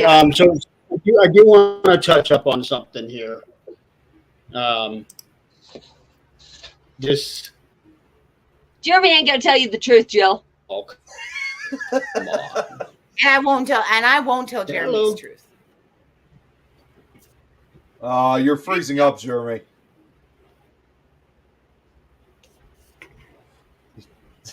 I just like how he's just. Oh wait. Oh, Andy, we just lost him. There we go. Brad, you're very right. You Yeah. know, it's interesting. You walk into a church, and in the middle of them singing, you can feel that energy. You can feel that movement. It's a very specific movement. I call that the God energy. You know, you can walk into a busy supermarket with live music and happy people dancing around, and I call that life energy. You know, it's very different than God energy. It's life energy, you know, and it's the intent that it's used for. Absolutely. And with that intent is what you bring back into the energy. So when you leave, if you are an awesome person, then you have the ability to become even more awesomer in the afterlife. I do believe that if you are a cruel person and a nasty person, that there are consequences to that, and your energy will reap its consequences of your choices that you make. In afterlife, absolutely. I've said it before. I'll say it again. Einstein said it. Nikola Tesla said it. You can create energy. You can create energy. You cannot uncreate energy. So in saying an afterlife, absolutely, your energy is just going to go and join everything else. You know, that's the afterlife. The afterlife is the fact that we're not tied down to this anymore. And that's that light that everybody talks about. That's that God feeling that everybody talks about. It's the release from your anchor. Can you imagine like pulling an ingrown hair, how good that feels to pull that out, right? Mm-hmm. It's like pulling the plug on your body. You get released and everything comes out with it. It's just, I don't know. So there is definitely, I don't say it's an afterlife. We go back into our purest form. Joshua, I know that I keep going back to this because Jen and I on our show, we are completely transparent. We are who we are.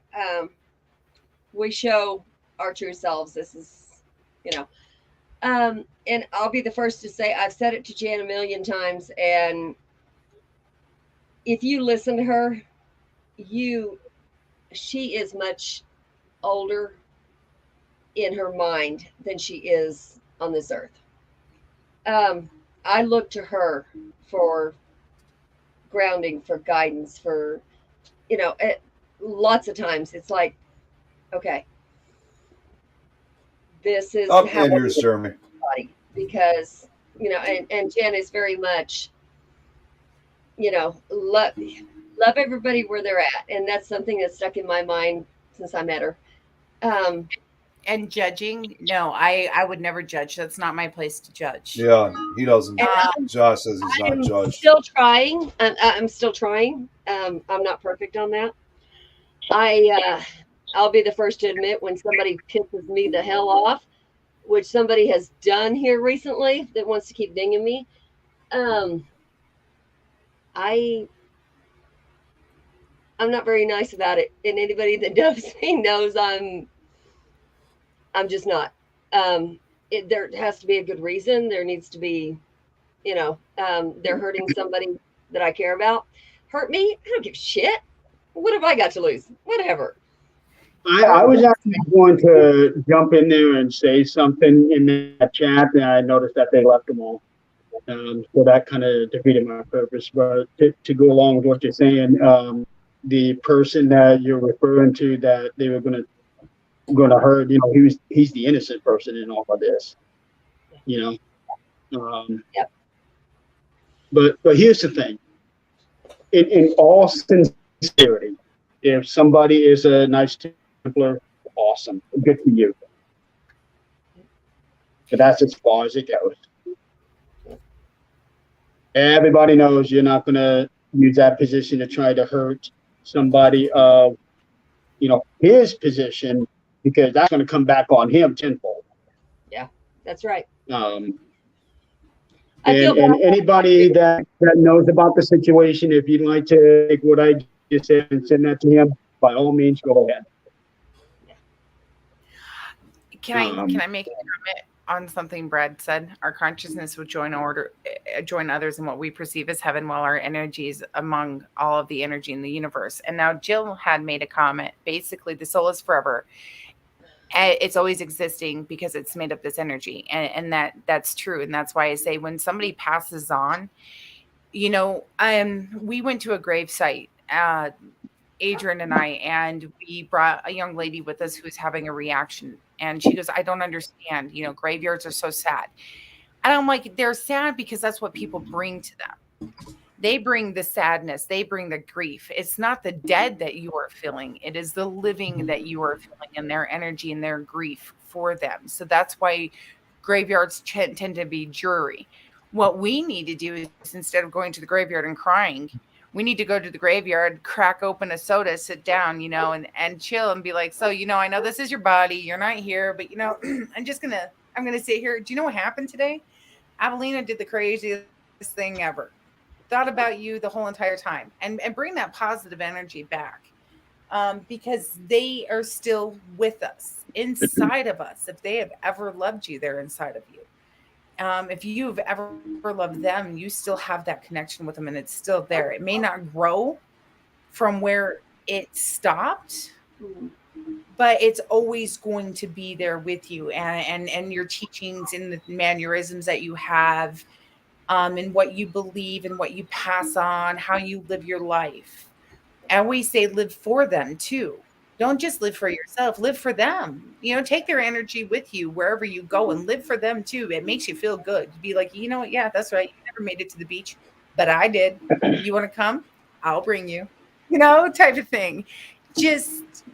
Death is just, I view death as I'm going to have an easier time being with the ones that I love, because my energy is going to have no bounds. So yes, Brad, I can be with the ones that I love in what people call heaven. And I can also be with the ones that are living, because my energy is going to have no time, no boundaries, no limits. And I'm going to be free. A lot of this conversation, it goes back into something that I've seen on TV. And I actually believe this to be real. For those of you that are familiar with Stargate, the TV series, all the people that ascend and all the others, just pure energy and all of that, I believe that is actually what. Guys, I'll be back in just a second. Yeah. Joshua, also, thank you. I want to let you know I do have a pretty little lady. Right? Yeah. Nick, That's my girl. I don't want to screw it up with my phone, but Nick, never mind. I was going to have him put my screen on a solo layout, but I've got Lucy laying on my bed. I see saw that. her. Yeah, she will be going to Wilson Castle with me tomorrow. Joshua, Josh, Um, I see something about grief. he said something earlier also. I want to say Joshua has been with us from day one. He's also been with Zach on all of his podcasts. Joshua is amazing. His input is very important. He's always honest about his input, and I really like that. Whether it's good or bad, it's honest. Um, Joshua, I'm glad you've been there with us from the beginning.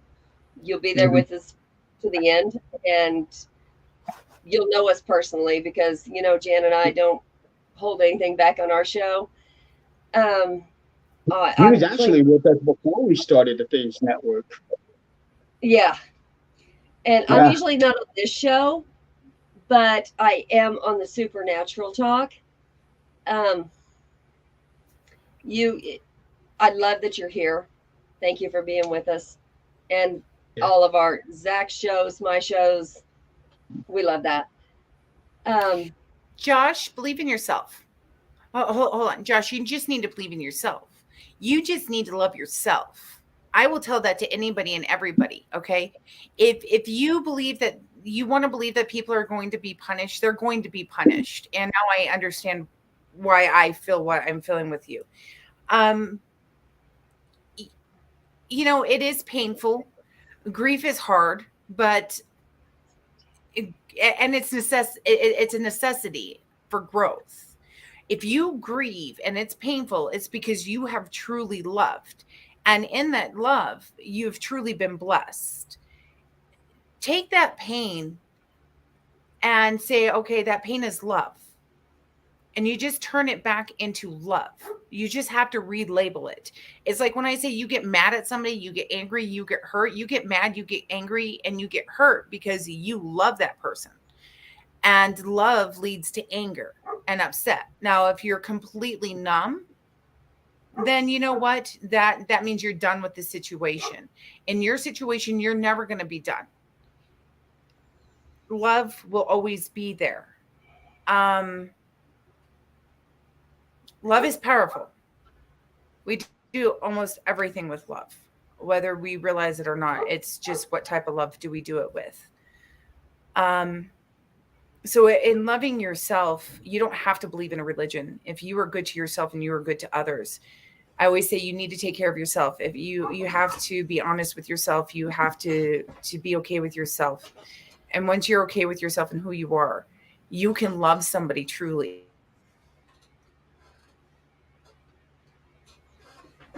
Wow, breaking news. Elon Musk is not going to buy Twitter. Wait, what? I just jumped in and I hear this. Wait. So those are the days I've been getting on my phone. All day on my damn phone because everybody wants to argue.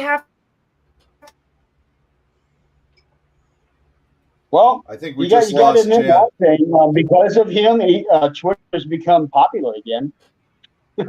Yeah. Did this just happen earlier today? Yeah. Anyway, going back with everybody's comments. Yeah, Sorry, what I was trying to do earlier, but the connection for this hotel sucks. Yeah. So there was I think it was Jill that was asking. She was asking about my abilities. So yeah, it was. Well, yeah, she'll come back. Hang on, I'm looking for that comment right now. So a year ago, I would have said absolutely not. No abilities, no way, no how. In fact, I spent my paranormal career disproving abilities like that. But then I meet Adrienne. Oh, wait, Jan's back.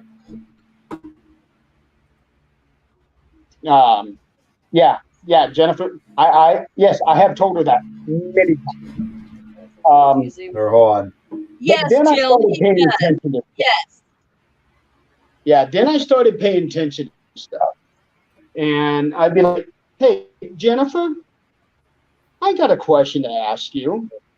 And then Jan and I never really, we've talked about it, but we never really had a chance to really discuss it and or work on it.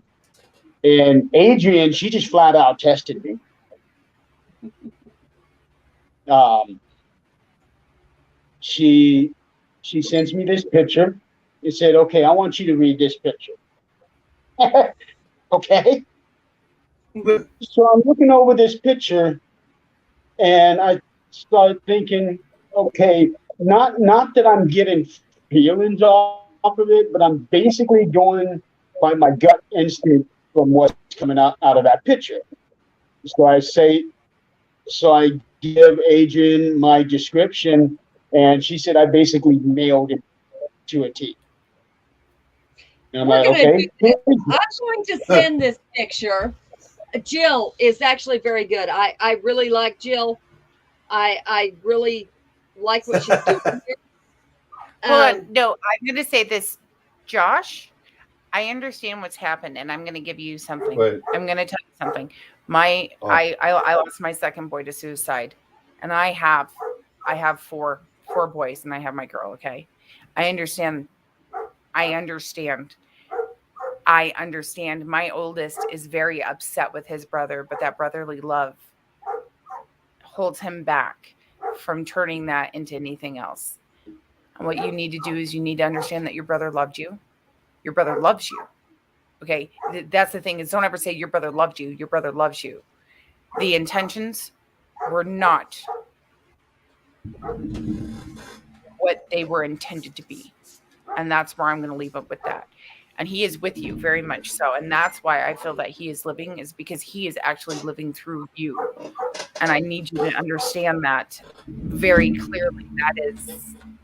That is hardcore coming through, is that you need to understand that he is living through you. He is living with you, and he is there every step of the way.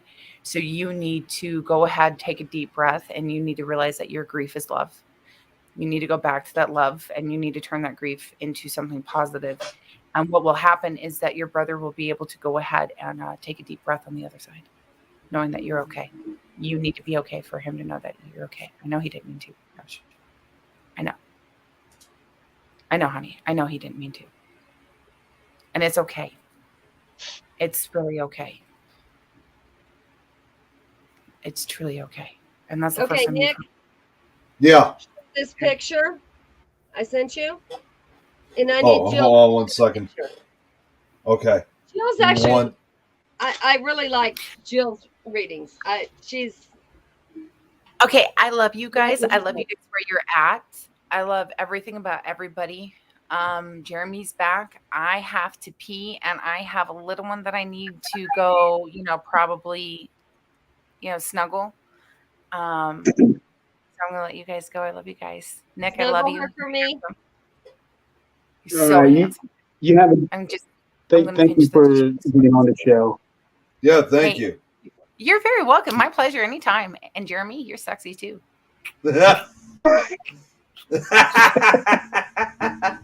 Go find Jesse and snuggle that little girl. I will. Okay. You're welcome. I love you guys. I'm sending you guys all light. Love you too. Love you too. And balancing and health.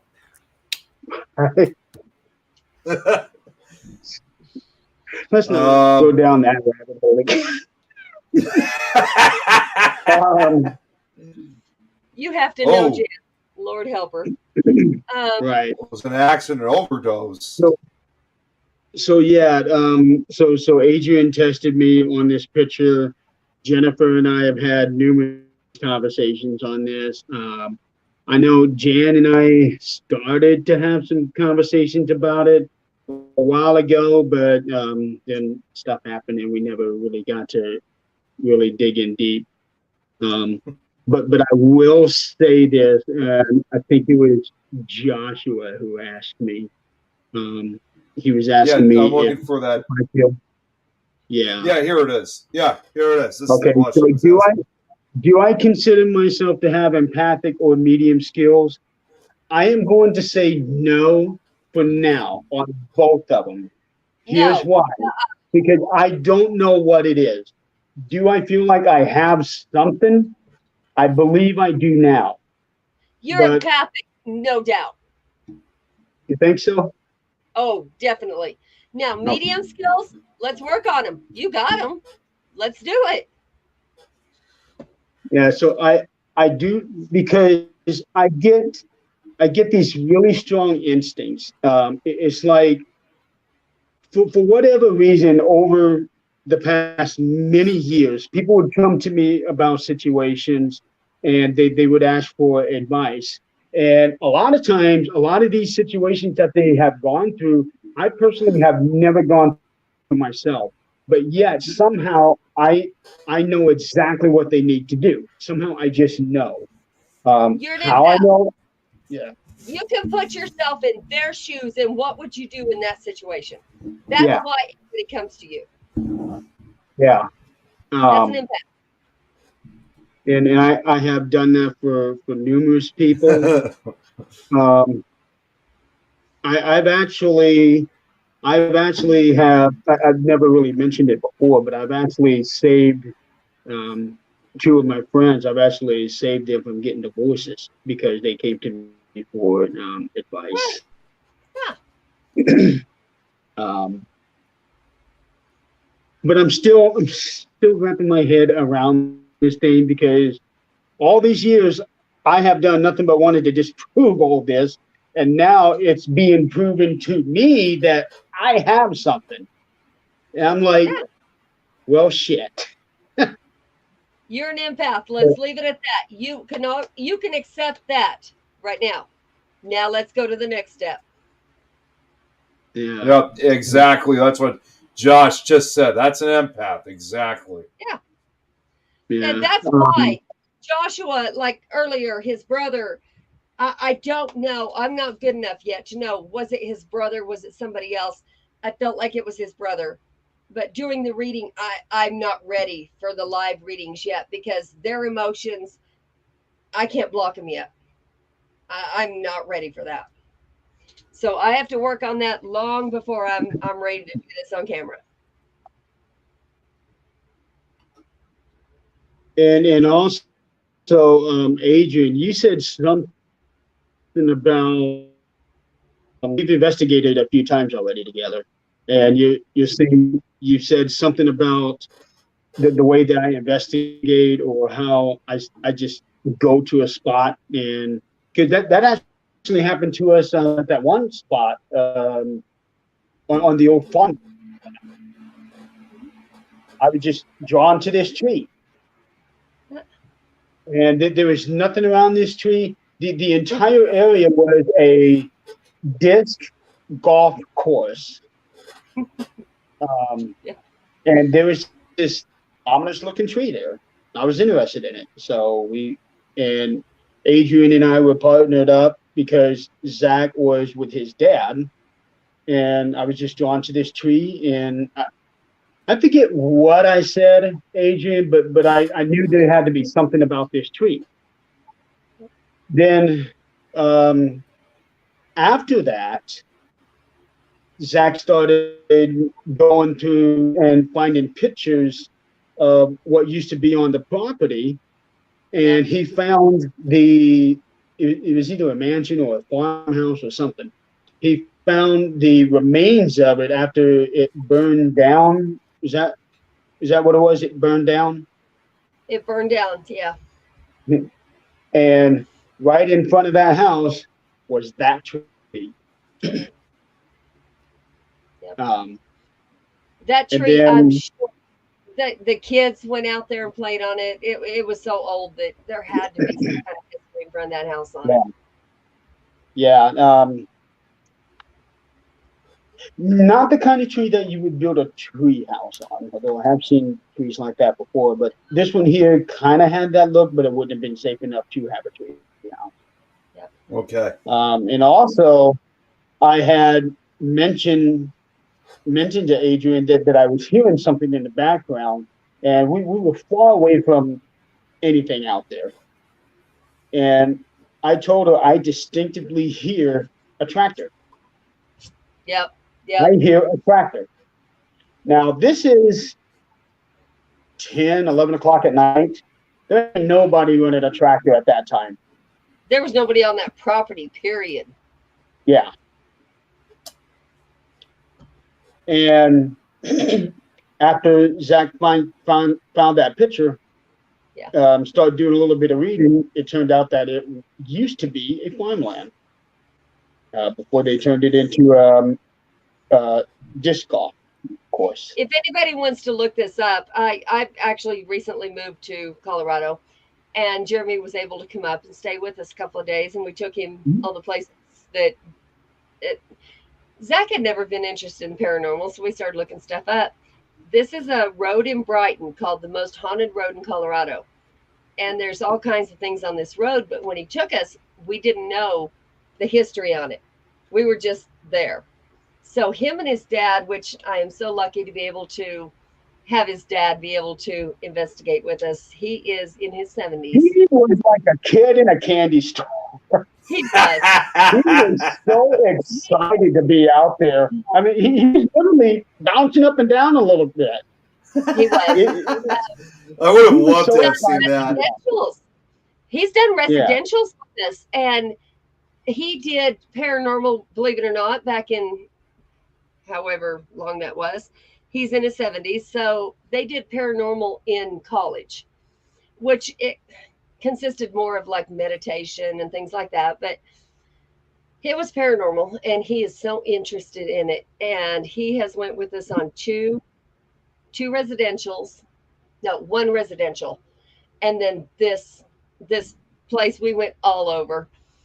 We got to see the place where the lady who invented the Ouija board and named it. She named the Ouija board. Yeah, it was. Yeah, so her tombstone was there, and we found it. Not how we found it was a mystery in itself, but we did end up finding it almost dark. We look over and it's there, so there we are. But I am lucky enough to be able to share this with a 70-year-old man who just absolutely loves this. Yeah. So we'll do this till the day he dies. As long as he's able to do it, this is what we're going to do. He can go anywhere he wants with us. He was so much fun, so enthusiastic, and you don't see that kind of enthusiasm that much anymore. Yeah. And so he is that so refreshing to see that. Yeah, and he had the app like on his phone. He had a ghost app, and I was telling Zach, I said, I don't want to tell him that this is a bunch of bullshit. And so we just let him go. We let him do it. And then he did it himself. Like the next day he was going through it and he was like, I don't think maybe this was real. I said, I think maybe you're right. I said, it runs on an algorithm. And so he hasn't done it anymore of it. He wants to cut that out for the rest of his life. I don't care. It's fine. But we're lucky enough to be able to do this with him, to be able to cook with his mom, go fishing with his mom and dad, go do things till the day they're gone. Not too many people have this. I didn't have my own parents. I don't have my own parents. So this is it. So we're going to make the best of it for both of them. And it was also a lot of fun walking around Cheeseman Park that day too. I don't know how he did that because he's got gout and he's got it bad. But he was like, let's go. I'm like, maybe it was just one of the good days for him. Brad, which app is it? The one that you found that is actually real? Because there's only like very few that actually. I don't think any of them are. Yeah. That's just my point of view, and that's what I'm going to say. I'm the same opinion. I do not have any faith in any app whatsoever. They the are necrophonics. That's the one. Yeah. See, I mean, normally I'm skeptical with a lot of them, but I have very few. I there's just a lot of them. Just I don't buy. I have no problem. Somebody that wants to use them, that's great. That's fine. I don't put down anybody. The thing is, to me, they're an algorithm. Anything on a phone runs on an algorithm. Yeah. Yes. Why don't do it? And for all of you guys out there who use Facebook and its algorithms and how screwed up it is, Yeah. Try looking up. Let's all try this just for fun. Try looking up. I don't care on Google. Look up anything. Look up. I don't know. Dildos. I don't care. Watch and see what kind of stuff you get for the next 2 weeks. Whatever you're looking up, you are going to get. Now, then don't look up anything else for 2 weeks. Then just talk about things with your phone off, like without it being on. I love Jan's comment. Jan, don't even WTF me. You know better. Adrienne, the whole time that we had our previous show, Oh, and of course I had my phone with me. So just imagine how many months of crazy shit that would come up. Yep. This is sponsored for you. Yep. No, I didn't want to look at midget gay porn.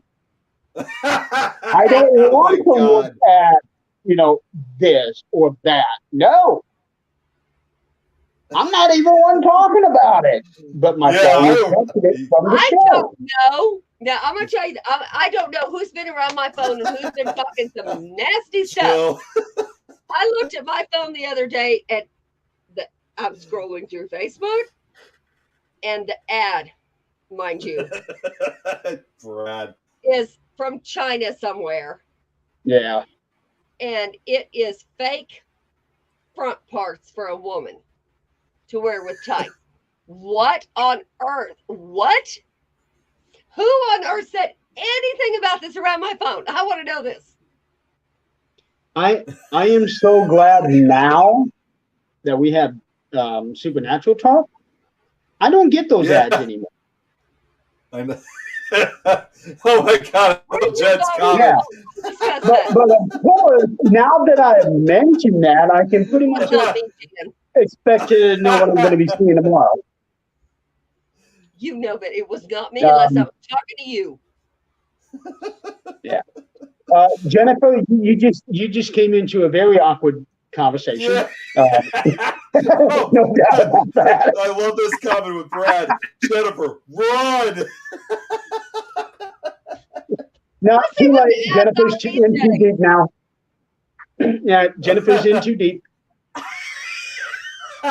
Yeah. That stuff would pop up on my phone because stuff like that would be discussed on a previous show that we used to be part of. Go to jail. Okay, so I understand this shit. I was getting my eye appointment earlier, so we got that. Great. We got menopausal bullshit. Okay, I get that. Then we move on. What the holy hell is this? What? What am I looking at? I can't even see it. Dresses. Sounds like Adrienne. Why? Sounds like Adrienne was in too deep, Jan said. Yeah. I did not look up. But anyway.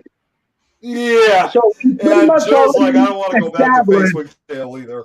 Yeah, we pretty much already established how these algorithms work on no matter what app you're on, whether it is the Necrophonics or Facebook or whatever.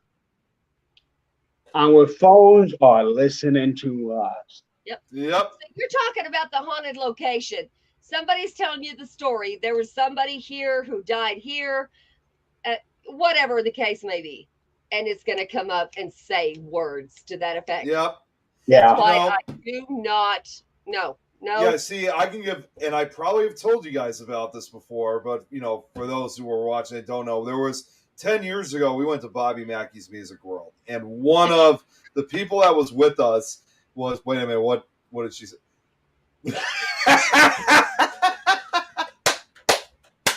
Oh my God. Okay, Dan's owning up to it.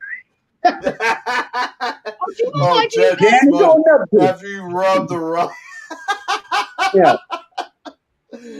Okay, so as I was saying, we went to Bobby Mackey's Music World, and there was one person who had the Ghost Radar app, and Mhm. I already knew even back then that was fake, and she believed she was getting all these answers. I really wanted to go up and say, you're not getting real answers, right? That's just what the phone is saying. I for some reason I couldn't bring myself to do it, but. Good. Either way, I really wanted to. That you're not getting actual responses. Brad,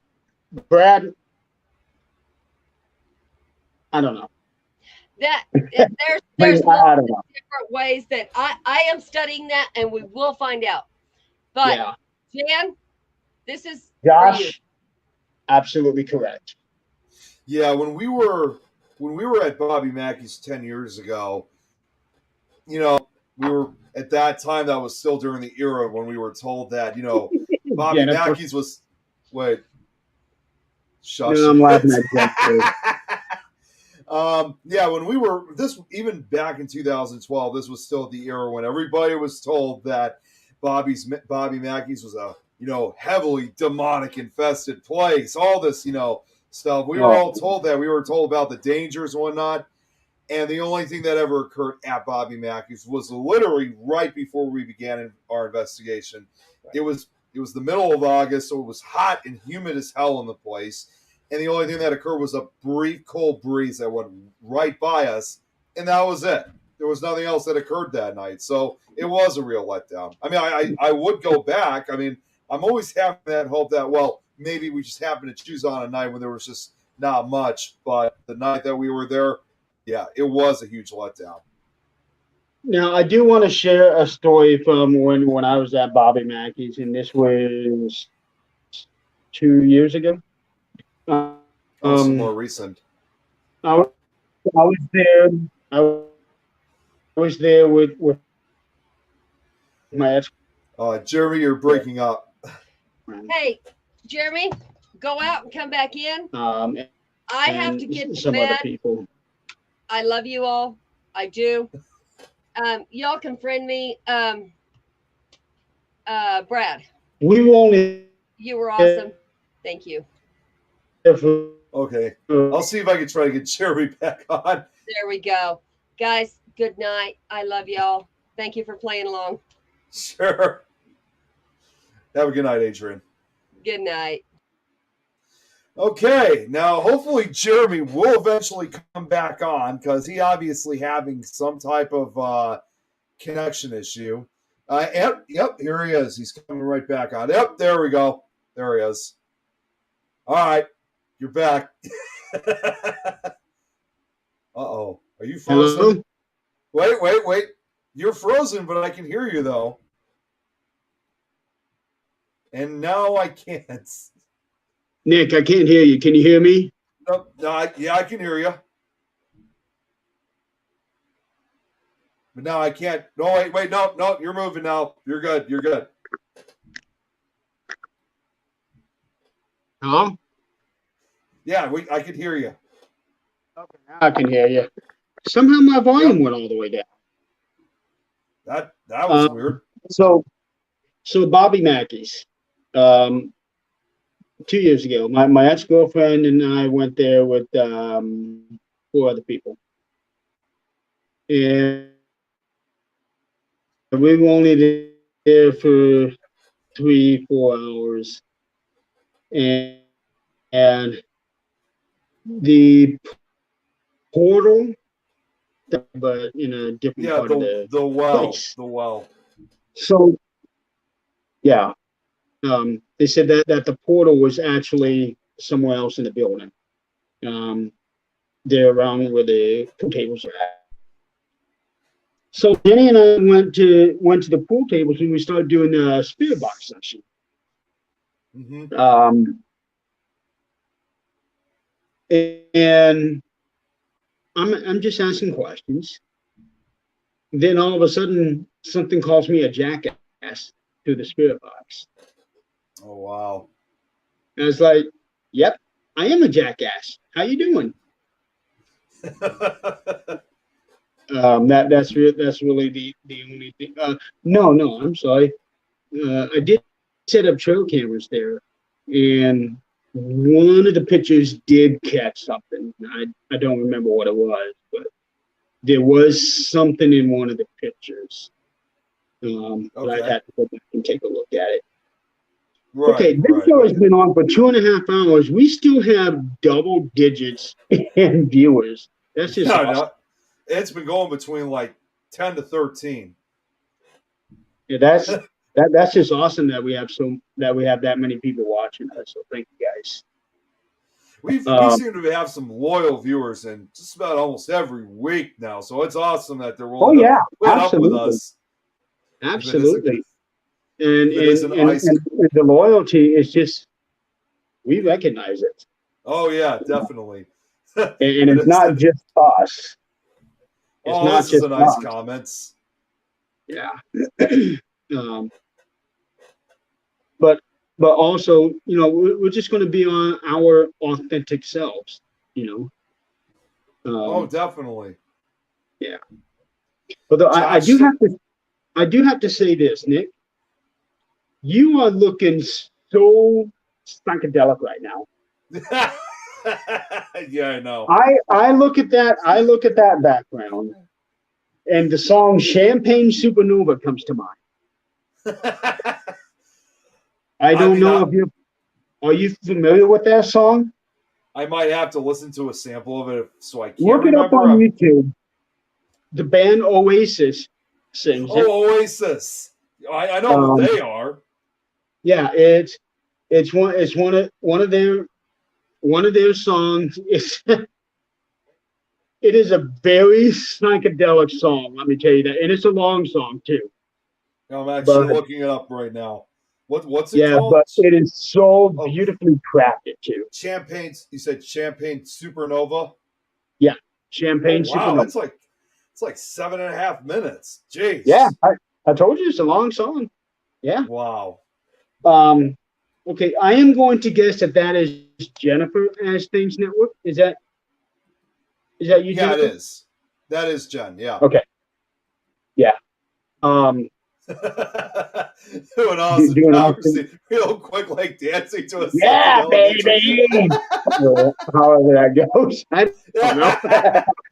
And you know what, Brad? You are so right. Music is no longer as good as it was in the 90s, early 2000s. That is so true. Though, in my opinion, the um, last Brad, let's go back even further into the '80s. no Because to me, 90s the early. '80s. Oh, that's Jan. That's Oh, Jan. it's Jan. Okay, I Yeah. thought it was Jen. Jen. Okay. Um, Getting to real me, Austin the Powers. '80s came up with the best music. Well, Early '80s to about mid '90s. I was going to say 80s is still obviously the best, but I'm just saying that music was still good up until, in my opinion, until 2010. 2010 was the last Yeah. full year, at least for me, that music. I mean, music was starting to suck, but there was still some good music that came out. But that was like after 2010, it was done. Mm-hmm. I mean, And and over the last couple of years, there's been over the last couple of years, every once in a while, there is a good track that song that is good, but for the most part, no, it's not as good as it was 20, 30 years ago. right, Joshua. Yes, they are. It is an amazing lyric. Um, no, Noel is a really, really good songwriter. But the only thing about him is that he is very repetitive in his lyrics. Um, the lyrics that he writes are great, but he So is true, very Brad. repetitive. Yeah. Um, Yeah, I but agree with yeah, you, Brad. it's because of Noel. Also, Matt Scannell, Vertical Horizon, Richard Marks, Fee Waybill from the Tube. Those guys, they all write amazing lyrics, and that's what causes me to challenge myself into my own lyrics. In fact, I was just reading one of my lyrics the other night that I wrote a couple years ago called "The Hills Have Eyes." and that one is going to be on my next a cappella album. And I want to start recording that probably this next week. I'm going to start recording that album. I have already put out one lyric called "It's Not Happening," and the other one, I don't know if I'm gonna go ahead and put the lyric out for that yet, but it's called "The Hills Have Eyes," and to me, it is the most desolate lyric I've ever written. That's awesome that you're calling it "The Hills Have Eyes," because I mean, all I keep thinking about is the movie. Well, there is a story. So I was driving in Nevada for my annual bowling tournament. And the way that I go is I'm on Interstate 80 all the way through, normally from Chicago all the way to Reno. But this time I thought, I'm going to take a different route. So on 80, the first town in Nevada that you hit is West Wendover. And it's actually split over Nevada and Utah.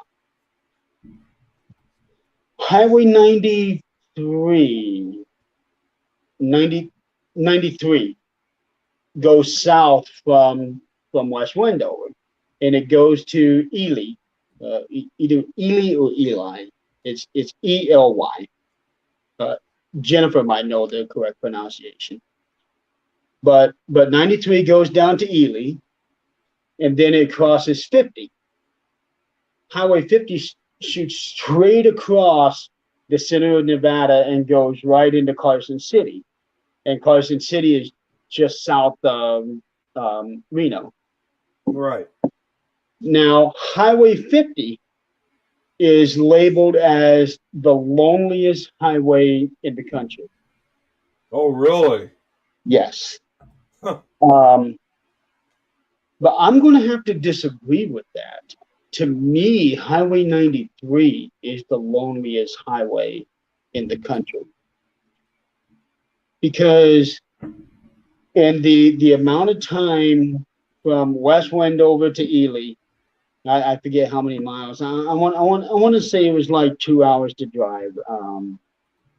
But there is nothing. Oh, I believe that. I mean, it's got to be like just desert. Nothing. It is the most desert there is. Wow. And hardly anybody drives on it. I would go for miles and miles and miles before I ever see another car. I think in a 1 hour span, I saw 4 vehicles besides myself. Well, and out there in Nevada, it's just nothing but plains, nothing.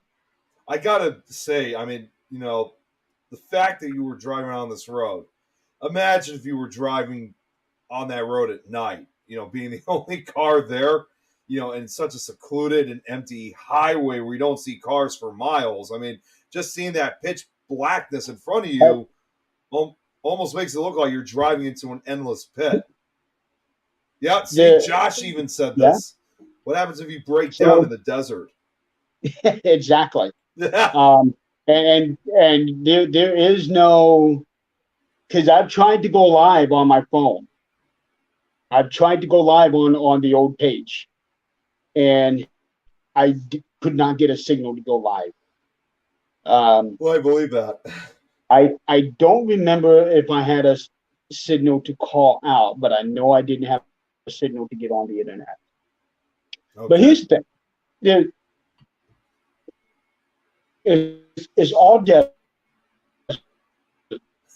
So and you got the salt plains on the other, nothing. Except at one point, I saw one lonely tree. It was 5 feet off the highway, and there was a folding chair sitting underneath it. Wait, hold on a sec. You said that you kind of broke up there for a second. What was underneath it? There was a folding chair sitting underneath that tree. That's weird. That's Yeah, really weird. there was when I drove by it. Now I am going back to Reno in June next year. That's Okay. what usually it's in April, but I'm going in June next. That's when I got my bowling tournament scheduled, and I'm going to take that highway again. I'm going to take 93 down to 50. I want to see if that chair is still there, and if it is, I'm stopping and taking a picture, and I'm putting Lucy on that chair. I was gonna say, if Yeah. there's somebody sitting in that And- chair next time, run. Yeah, and Like, run Jennifer, like hell. that was another thing that I was going to mention. You know, with nothing being around it, that would be the perfect setting to do sky watching. Yeah. Because you What would was be able to that? see everything in the sky. You'd be able Yeah, to see all the Josh said stars. Be able to see. You'd probably even be able to see the Milky Way. Oh, I'm sure, because even Josh here says, I'm sure you'd see Yeah. lots of activity in the sky, though. Mm-hmm. Wow. Well, he's probably talking UFO activities. Yeah. Might. Well, Maybe, probably I a don't know. combination. Yeah, you might. It's the perfect setting. That's what the chair is for, possibly. To do it if it's there, Jen says. Yeah, I'm definitely going to do it this time. Because I even though I had the time to go there, I still had a little bit of a time crunch. But this time, I'm going to make sure I stop for that tree in the chair. It's just bizarre to go driving in the middle of nowhere and you come Yeah, across the only is tree for because miles. there is nothing for miles, nothing for many miles, and you have that one tree there, and you have There's a that chair. chair. Yeah, it makes no sense. Yeah. So that's why when I go back next year, I'm going to take that highway again, so that I can see if that chair is still there, because it's just so out of place there. Yeah. Like you'd never expect that. Exactly. But anyway, yeah. So 93 to me is the loneliest highway in the country. And so I started brainstorming all of these different scenarios into my head. And then that was where the core of the lyric for "The Hills Have Eyes." Okay. And then I just started writing it, and when I wrote it, I look at it, I'm like, this is probably the saddest thing I've ever written. It's not about any specific thing, but I just took everything that I could. Well, it depends on which version you're asking about, Brad. There's a different story to each. Yeah. And so I just threw everything I could into it. And the first word is desolation. Right. It is desolation, something. How did I get here? How did I get here? It's not about any specific thing, but it's basically can be interpreted as you are very alone. You have nothing. You have nobody. You are literally the loneliest person in the world. That's how it can be interpreted as. Well, if you kind of think of everything I could into this thing, and to me, it's one of my most favorite things I've ever written.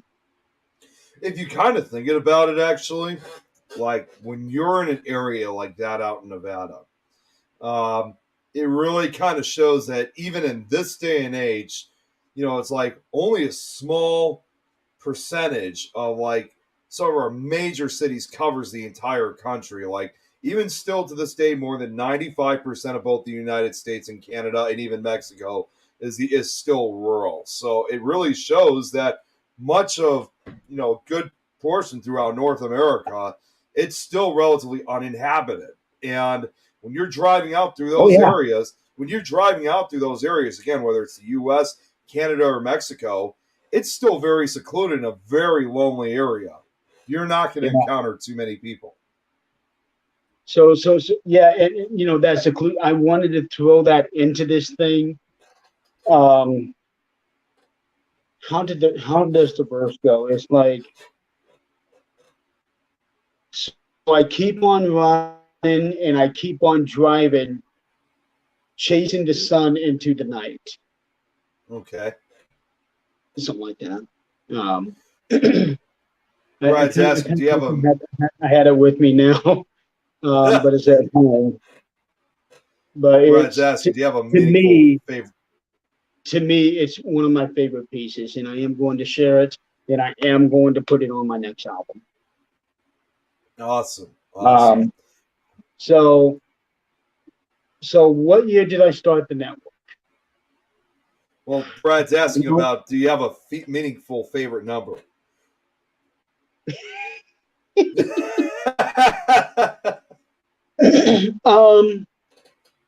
I do, but it's for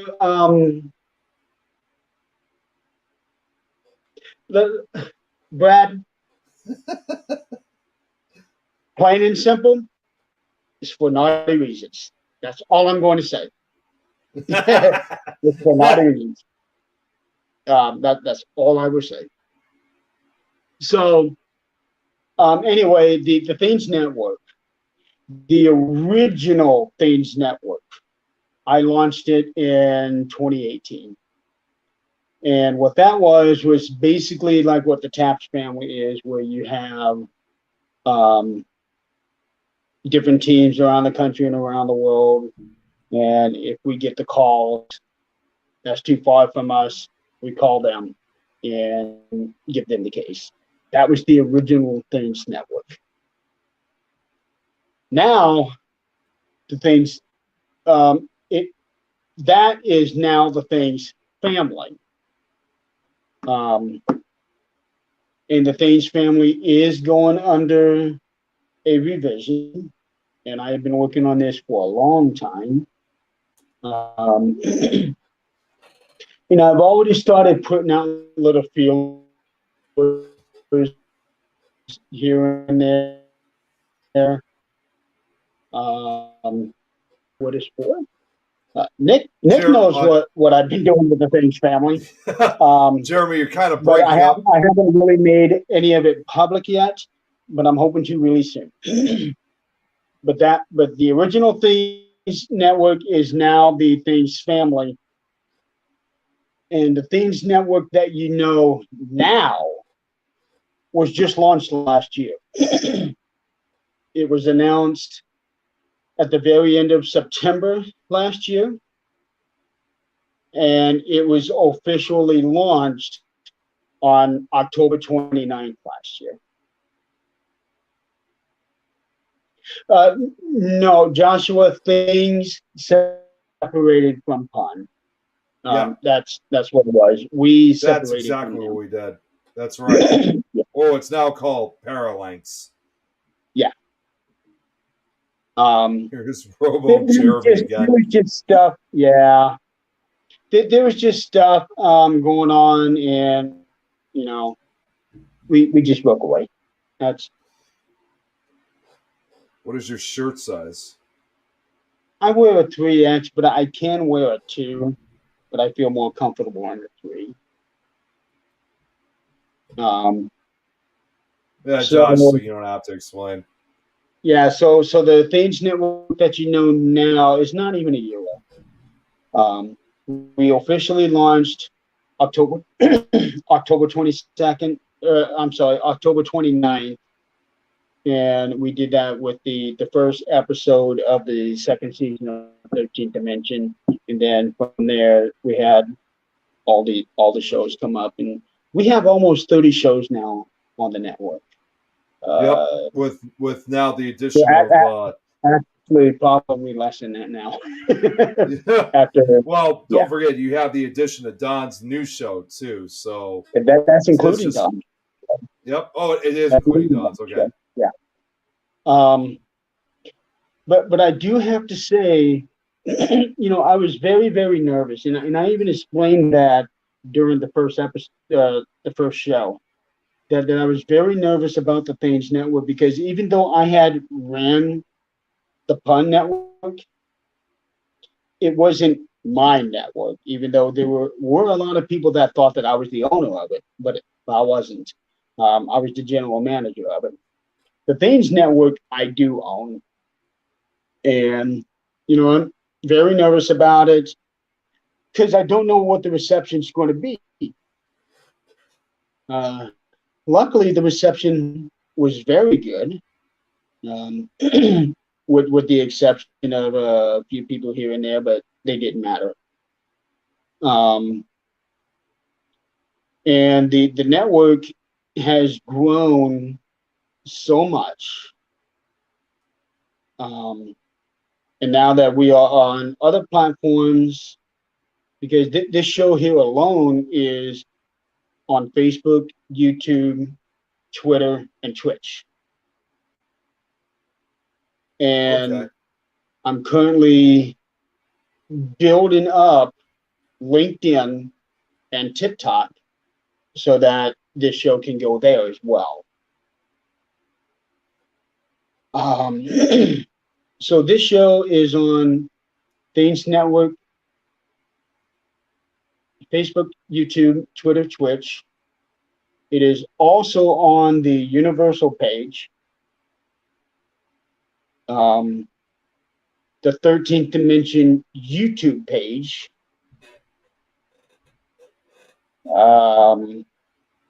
It is on the Hoosiers Investigating New Ghost Society Facebook page. What is that seventh one?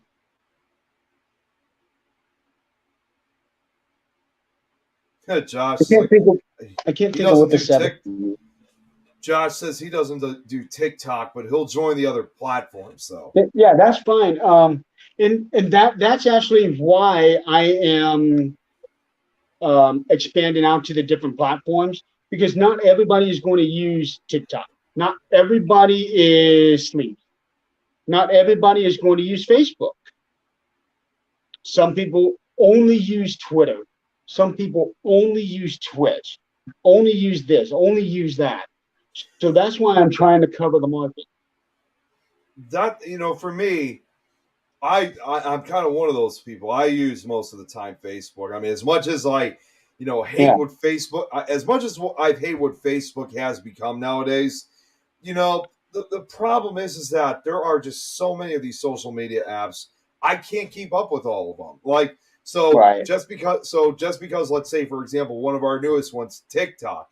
So just because they're saying, oh, TikTok is now so popular, everybody's using it, that doesn't mean that later this year or even next year, something else is going to come out to take its place. They're just coming by so fast. So in the end, it's just you just can't keep up with all. And also, excuse me, if you were to try to have all these apps and you had all these friends of yours on Facebook to go through, that also have these apps, you would have to go through the stressful, difficult process of re-adding. Like, let's say you have 3,000 friends on Facebook.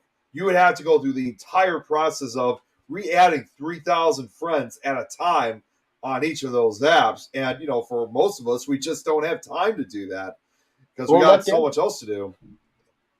And Josh makes a good point. Yeah, we're so used to Facebook. And now, as far as Facebook goes, I am There are I am calls so for disappointed TikTok to in be Facebook. banned. Yeah, I am so disappointed in Facebook. Because of the algorithms that they have and all of that. And if it wasn't for my paranormal team, I said this numerous times. If it wasn't for my team, I wouldn't even be on Facebook. Right. Um, And when you but think about it now, too, it wasn't. I'm sorry. Go ahead. I'm sorry. well, I was going to say, but now we got this network, and it's doing so incredibly well. But Yep. it's doing so well because we have so many great hosts, and we have such a great audience. And if it wasn't for both of them, this network wouldn't exist. Oh, definitely. The Yeah. only thing I'm just gonna say is, yes, obviously Facebook. I mean, it wasn't like this 10 years ago. It used to be a lot more flexible. That's true, but again, it's kind of the And same now thing they're with me. coming back on you for stuff you posted 10 years ago.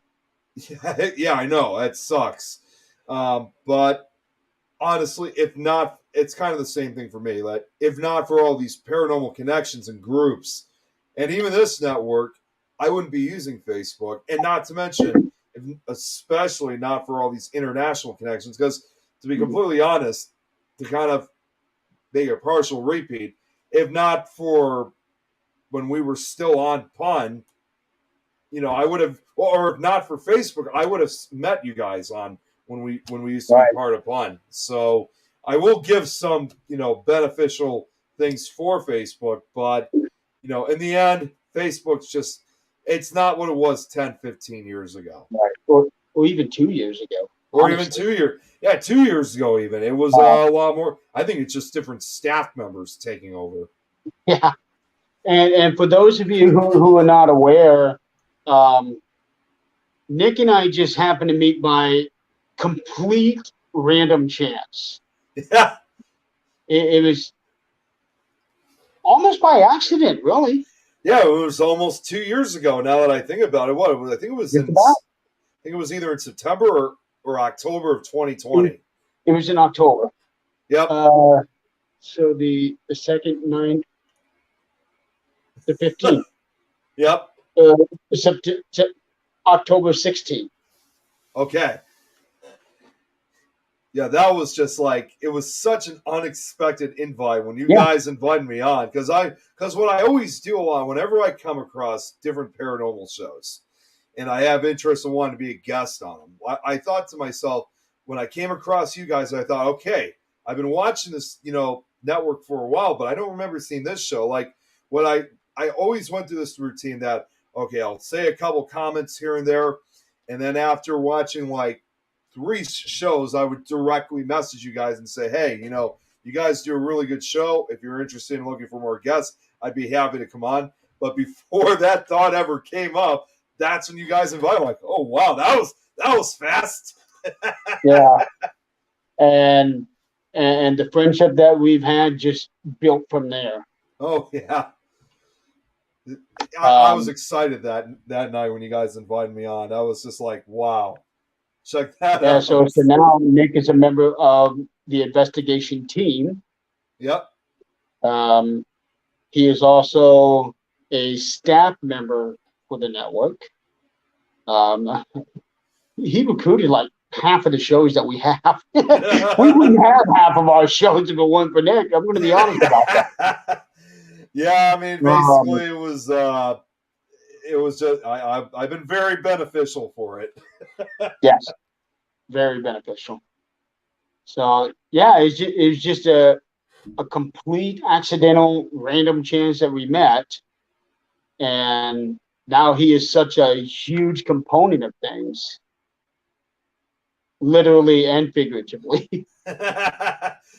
Jill's asking, how do we get hired to your team, though? Just wondering.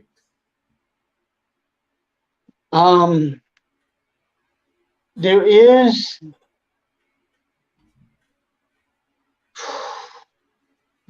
no set process. It's one of those things where the situation has to be right. Yeah. Well, okay.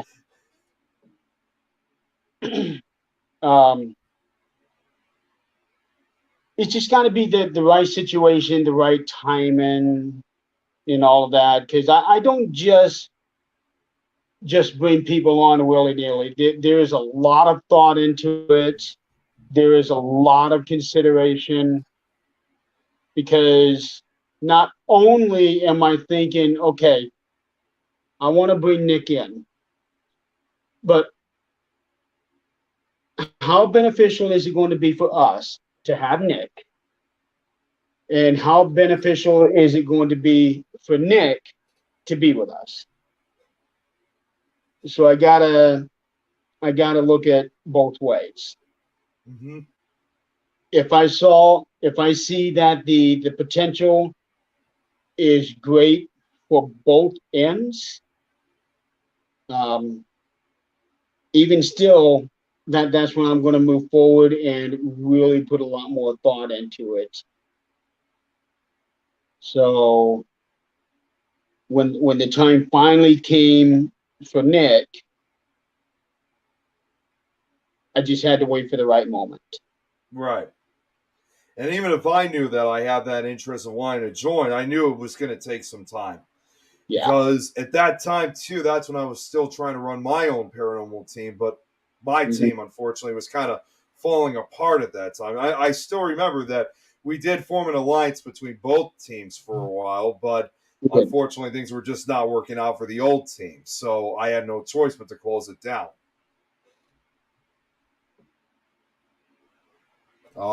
Jeremy, I think you're frozen. I think we just lost Jeremy there for a second. Yeah. Hopefully he'll. Oh, wait, you're back. You're back. Like what Jill was saying, you got to have the dynamics. You got to have that chemistry, because if you don't, it's not going to work. Oh, definitely. Yeah. Yeah. That's really all there is to that, you know. But yeah, I spend a lot of time thinking about it and considering before I even bring somebody onto it. And that's kind of the same thing. It's the same thing too with me. I mean, I think to myself, like, well, how good is this person going to be? Are they going to be reliable, to bring on to investigations and stuff? I mean, understandable, yes, a lot of times we're always busy with, work and our jobs and, other stuff going on. But, is this actually something, you want to be a part of? It's just, Right. I'm trying to think of the right word to basically say. I used to say I was kind of very selective. You just don't want to bring any flops off the streets. So in other words, it's like you have to be selective.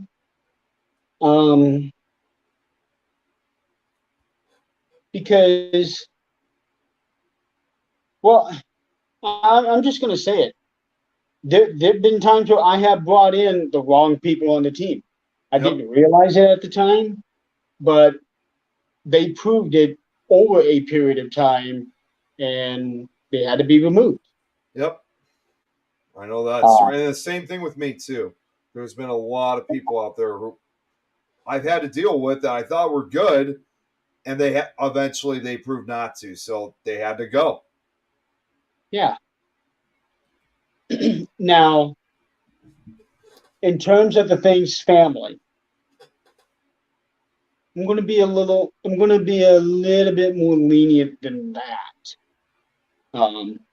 because with the Thames family, they are not necessarily going to be representing things. They are their own entity.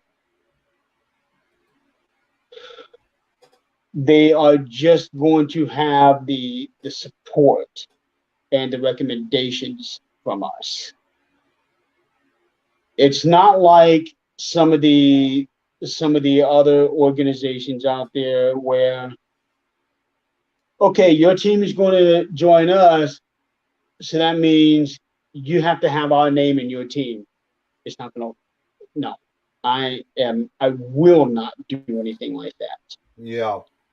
Now, That said, if somebody wanted to start a things chapter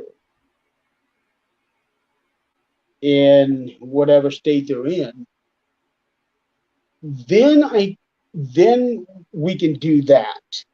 But again, for something like that, I would be extremely selective because they will be carrying the thing's name. Right. And that's why Adrienne heads up things of Colorado. Well, Jill, she said this thing. She ever wants moves towards that direction, maybe a few years, she wants to apply to the team for location investigation. So who knows? You may eventually have a Things California chapter. There you go. There would have to be a lot of discussions between Jill and myself for that. Right. But, yeah. She said she'd like to be she would like to be part of an investigative team, but she'll get there too eventually. Mm-hmm. Yeah. So, and it wasn't my idea to do things chapters like that. Adrienne actually brought that up to me. I'm like, you know what? If there was anybody that I would trust to head up a chapter, it would be Adrienne. Because I know how Adrienne is. She is straight up, no bullshit. She will tell you what it is. And like like she admitted earlier in the show, she can be a bit of a hothead. Yeah, she can be. Yeah. But you know, that's just part of her personality. And it's good to know that she is the way that she is. She's not going to let anybody walk all over her. So if there was anybody that I would trust to head up a thing, it was definitely Adrienne. Just keep bringing her coffee. How much hate, Brad, did you get from that? And I have also offered a things chapter to someone else. Oh, really? I have, but she, I don't think feels she's ready for that. If you don't mind me asking, what state would it have been in? I'd rather not say. Okay. I'd rather not say because I don't want anybody thinking, oh well, this person thinks they're too good. No, it's not that. Right. But I did offer one other person in their respective state. Just wasn't ready for it.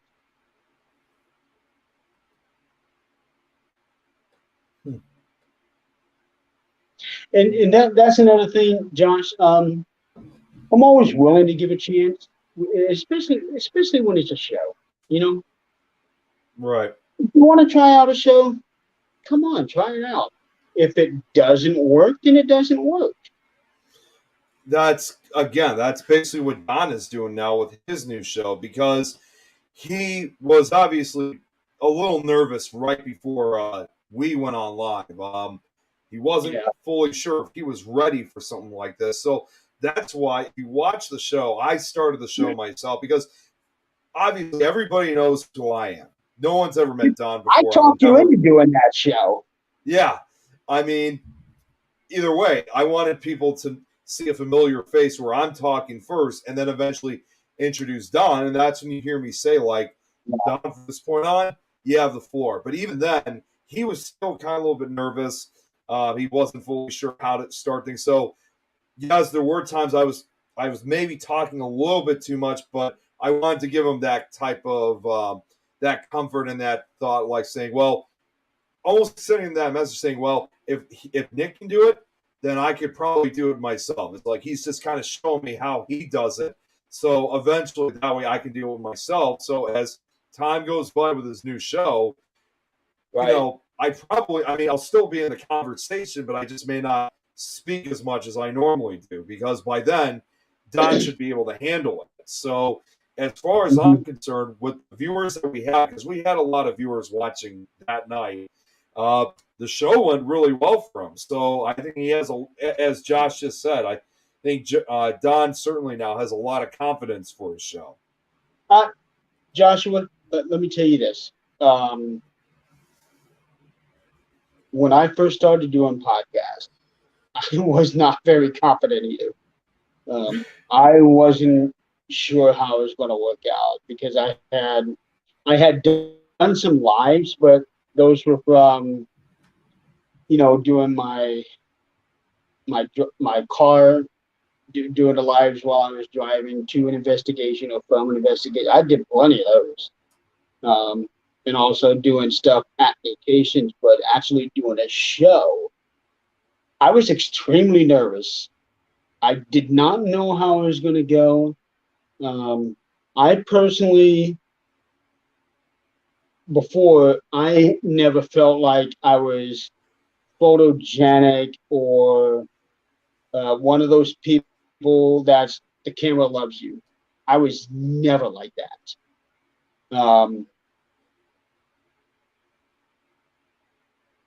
But if you ask Adrienne, she would tell you that I'm a natural in front of the camera. But it took time for me to feel comfortable in front of the camera. It took time. For me, I got used to it very quickly. It wasn't like something that, it took time for me to get through. I was already used to it because normally I'm not really a camera shy person. So in fact, the first show, as far as I know, that I've ever done on camera, and this is someone we both know, Jeremy, was now 4 years ago, excuse me. Oh wait, no, actually, I think even 5 years ago. It might have been 2017 or 2018, and that was when the first show I ever appeared on was Matt TV from Canada. So, because Matt Grant and I had already become really good friends, so I didn't see it as a huge issue of coming onto Facebook Live because, back in the days when people used to use, Skype and especially Uvo, I was already used to being on camera. So coming on to a show like Matt TV was not that big of an issue for me. Now, I may be outgoing in all of that on camera, but in person, I am actually a very reserved person. I can be quiet,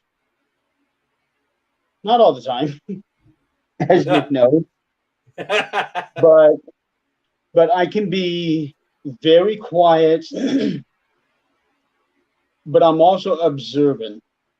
I am always watching people. Always. So anybody who's watching me, keep that in mind.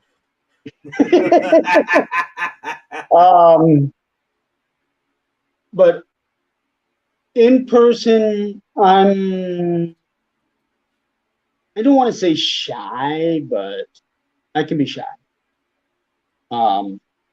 But when I get in the moment or when I get into my groove,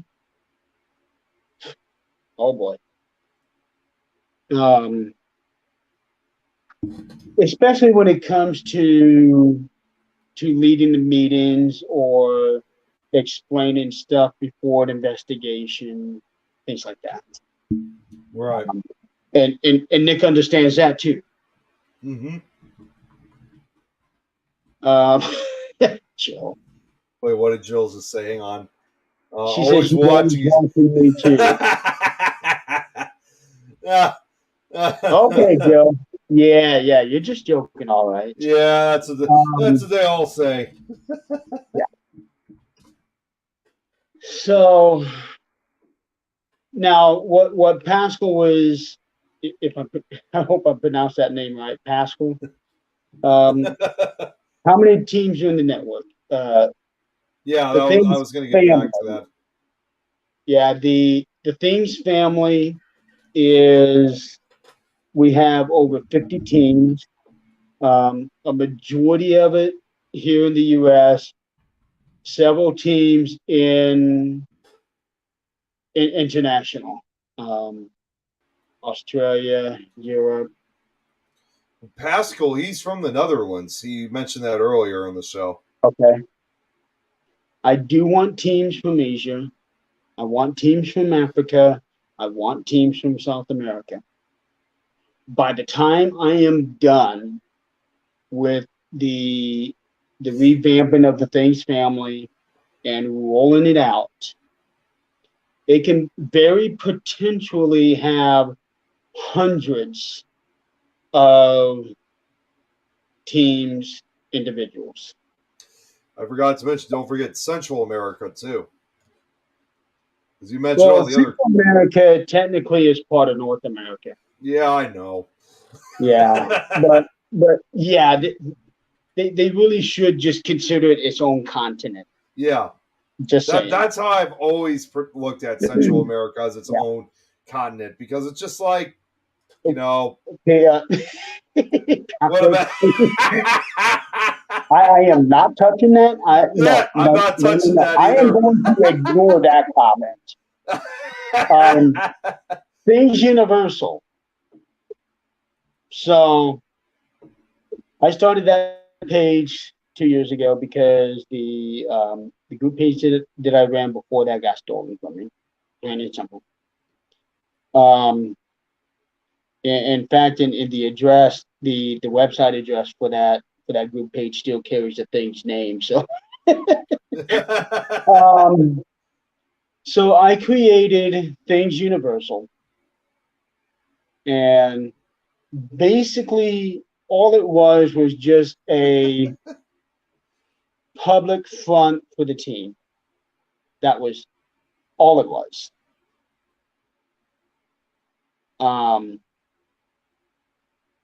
And the problem with Things Universal is that I allowed it to suffer because I didn't really do much with it. I just created it, and there you go. You know, because I was so focused on the work that I was putting in with Pun, and then I was so focused with the work that I was putting in for Things Network that I let the Universal page just kind of slip in the bylines. Right. So the viewership there suffered, the engagement there suffered. And I just recently took that from a public group to a private group because so many people were requesting to participate in it, but it wasn't raising the membership number. And so when I inquired about that, they said that if you make your page private, then people won't be able to request to participate anymore. They have to join to do stuff. Okay. So again, I thought on this for 6 months before I finally took it to private because I was weighing out the pros and cons of it. I don't do things willy-nilly. When I do stuff, it's very deliberate and is very well thought out. Or I try for it to be well thought out because hi, Jacqueline. Good morning. Oh, Jacqueline. Good to see you. Yeah, and Jacqueline, prime example of one of the many great hosts that we have. For those of you who may not be aware, Jacqueline has a show on Mondays called Paranormal. Boy, that's Peeps. Too damn early. I'm sorry, that's too damn early. Unless you investigate it, then that's okay. But she has Actually, it's 5,000. But she has a show called Paranormal Path Peeps. Path It Peeps, yeah. is It's on Mondays. 3 p.m. Eastern time. Yeah, 3 p.m. Eastern time. And I was honored to be one of her guests. Some I time eventually became a guest too. Eventually on her show. Yep. ago.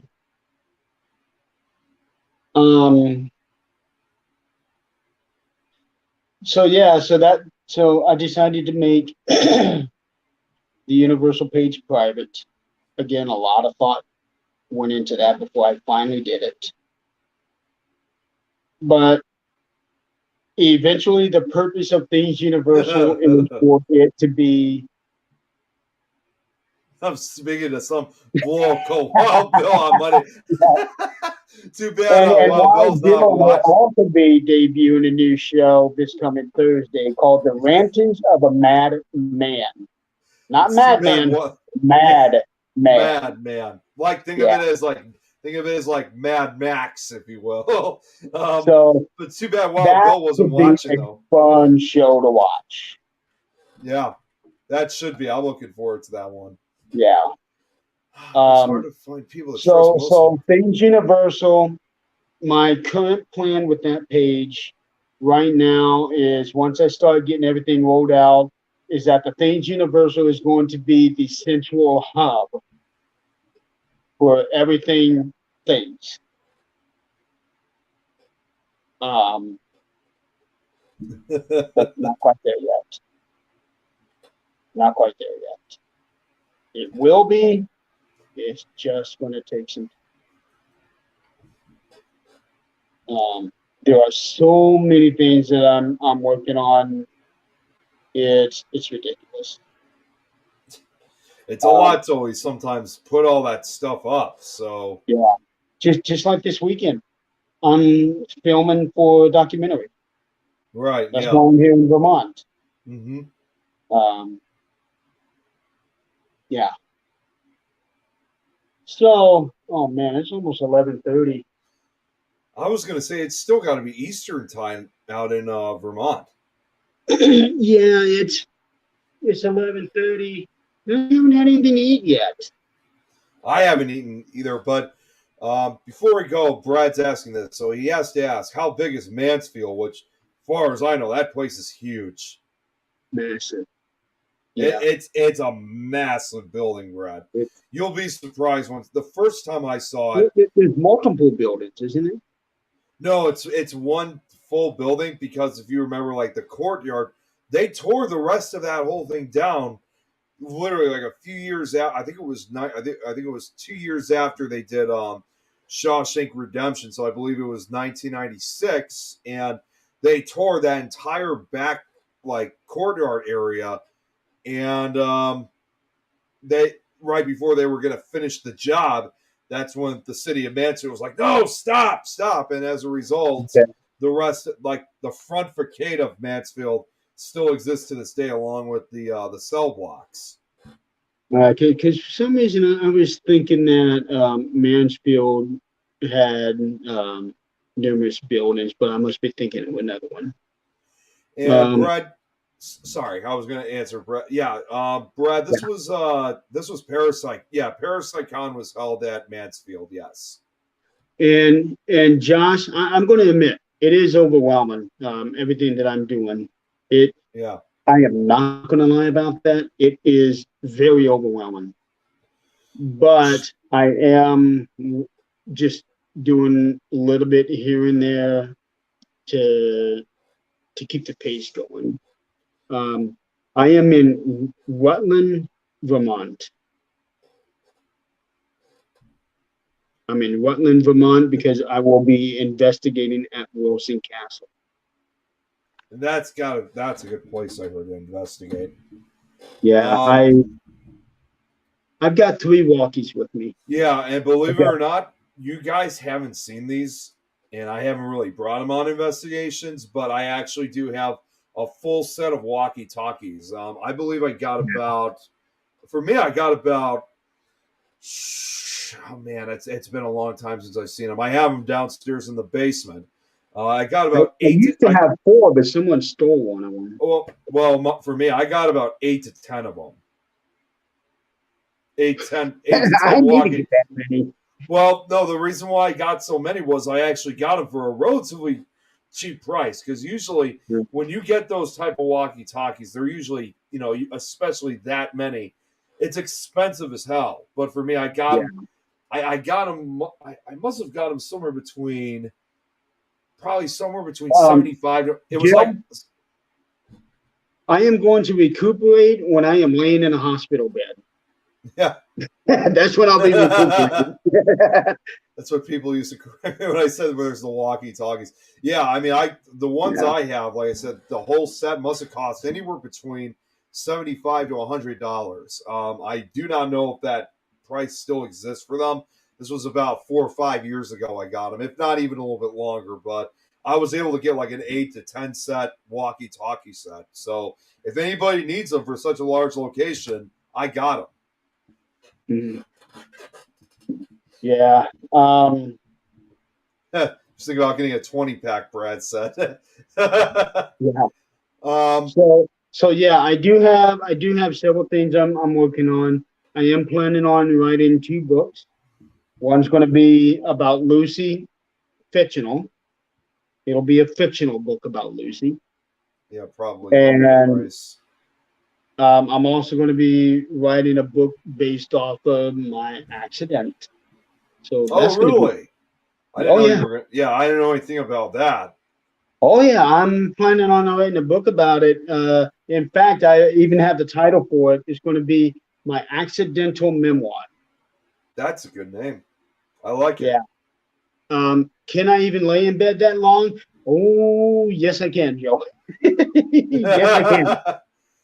When I was in the hospital, if I wasn't doing physical therapy, my ass was in that bed because I was milking it as much as I could.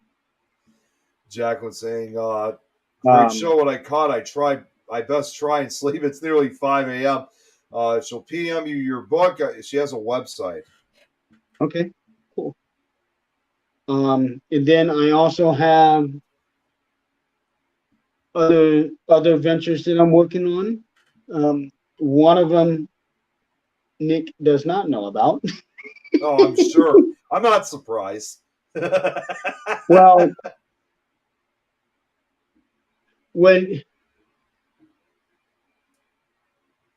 once you find out about this one, you'll understand. This one is going to be huge, but you're still working on the details about that one. My dad says, why don't you just form your own team here, get all your own equipment if you love this so much. Just glad he approves of my interest. Don't spread yourself too thick, Josh says. Yeah. There was a Trust me, Josh, there's a whole lot of me to go around. Oh yeah, here's what I was looking for.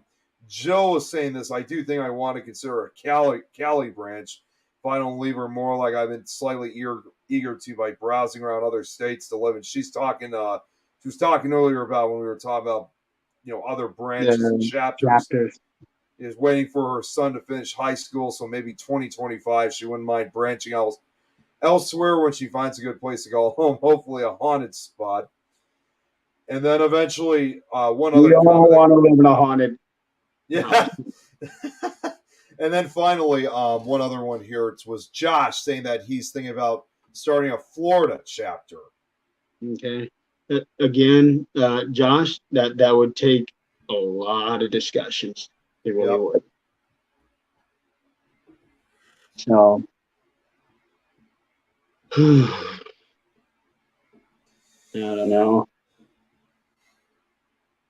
I need to see. When I make my dreams come true. So yeah, I am planning on writing 2 books. And with that, I am planning on starting up my own publishing imprint. But that's no big secret. I've been wanting to do that for a long time. Excuse me. Sorry. I want to do something with my lyrics because I have been writing lyrics for almost for 30 years now. I Right. want to do something with my lyrics. Thanks, Brad. Because he saw me sneeze. That's why. Maybe one day, not tomorrow. Josh says. Yeah. So basically, just be a brand, pretty much. Right. Such great motivators for the field. Yeah, we do have a lot of really, really good motivators in the field. There are so many good ones out there, but the problem is they get overshadowed by a lot of fakes out there and a lot of people. And so sometimes those motivators, they tend to get overlooked, which is really unfortunate. Because you got a lot of people out there who just want to, they basically want to have the pieces of the pie. They want to have all that popularity. They want all that attention and stuff like that. So they come up with that kind of, the same thing, but put it in their own way. And I don't know. I mean, when we were kind of talking earlier about how we sometimes have had to be selective for certain people, like to join, the team or whatever. Over the last couple of years, as I've gone to, become more well known in the field, there's literally a few people who have came up to me basically and said they like to work with us, and they say, well, have you invested? And one of my first questions would be well, have you done investigations? Have you done anything like this in the past? And they say, well, may say something like, well, I'm actually a medium, and my first question is, well, what's your name?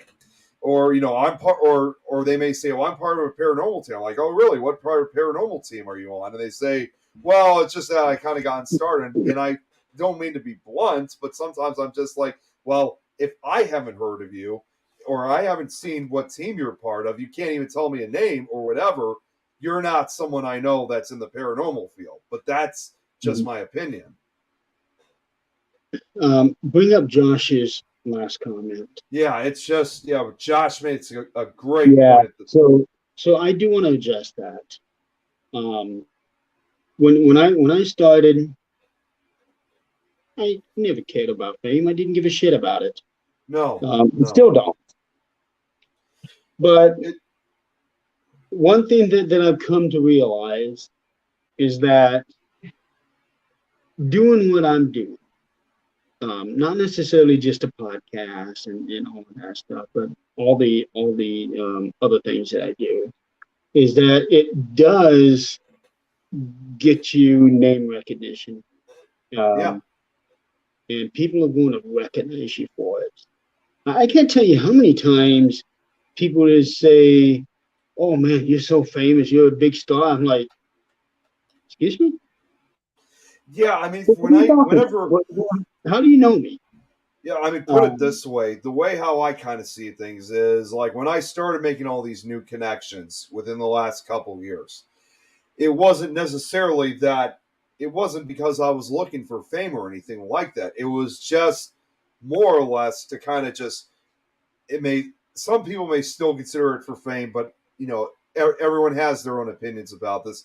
It's just more or less, kind of getting my name out there and just making, new connections. In other words, basically making new friendships, connecting with people. It was never even about putting my name out there. I don't care about my name. I wanted things out there. Right. But along the way, my name did get put out there. Yeah. Same with mine. And then everything just it was just a natural evolution of things. Coming onto the podcast and then having the own network, it was just an evolution. Right. When I first started, it was never even a thought that I would have a network that or even be a host on a show.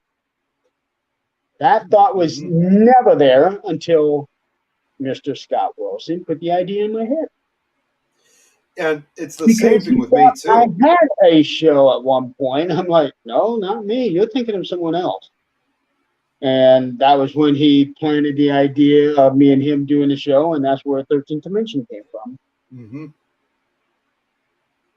And it just, everything just progressed from there.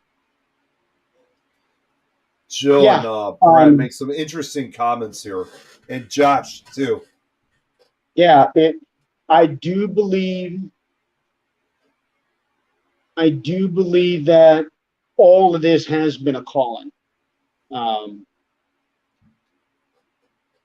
Yeah, it's really all I can say. It's like what Brad said, kind of like with me. It's about the friendships and getting to find answers at places, and right. you know, and also, and that's what we're going to be doing tomorrow. That's what I will not be going live, but that's what we're going to be doing tomorrow. And then we do want Scott back on the 13th. Yeah, we do. Hopefully soon. Yeah. But you know, he's got a lot of health issues he's got to deal with, not just him, but his wife. Mm-hmm. And Jill makes another good comment here. She just put this up. I've needed this community for the support I've received because I never really found it in my life. So much support in this field and interest. And you know what? I am willing to support anybody if they are real, authentic, and their heart is in the right place. You are going to get all of my support. And yeah, we know. We're we not, know we're not about that. Yeah, we're not going to go there. Yep. We support people and we help people. We do have our times. I was gonna say we do have our times, obviously, you know, where we joke around and we have fun and stuff like that. But in the end, we try to help people out as much as we can. Yeah. That's what's most important. And when we do joke around, we keep it clean. What was that last part? You kind of. When we do joke around, we keep it clean. Yeah, but I also want to add in 95% of the time. Yeah, not like what it was with with Chad and Jed earlier, along with Adrienne. That's just part of the 5%. Mm-hmm. Yeah, but no, seriously, 95% of the time we keep it clean. Yeah.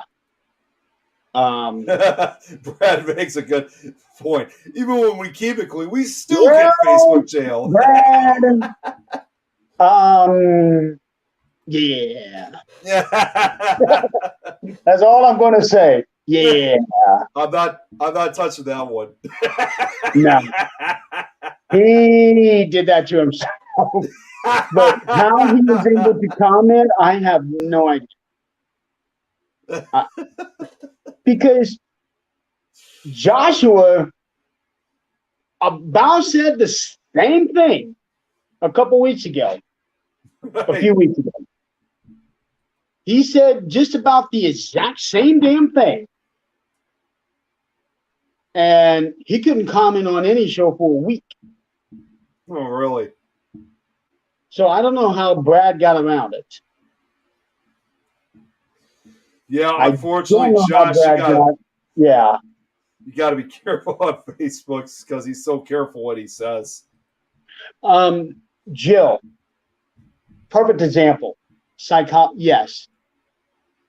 We need people in this field to bring in certain skills. Clarissa has a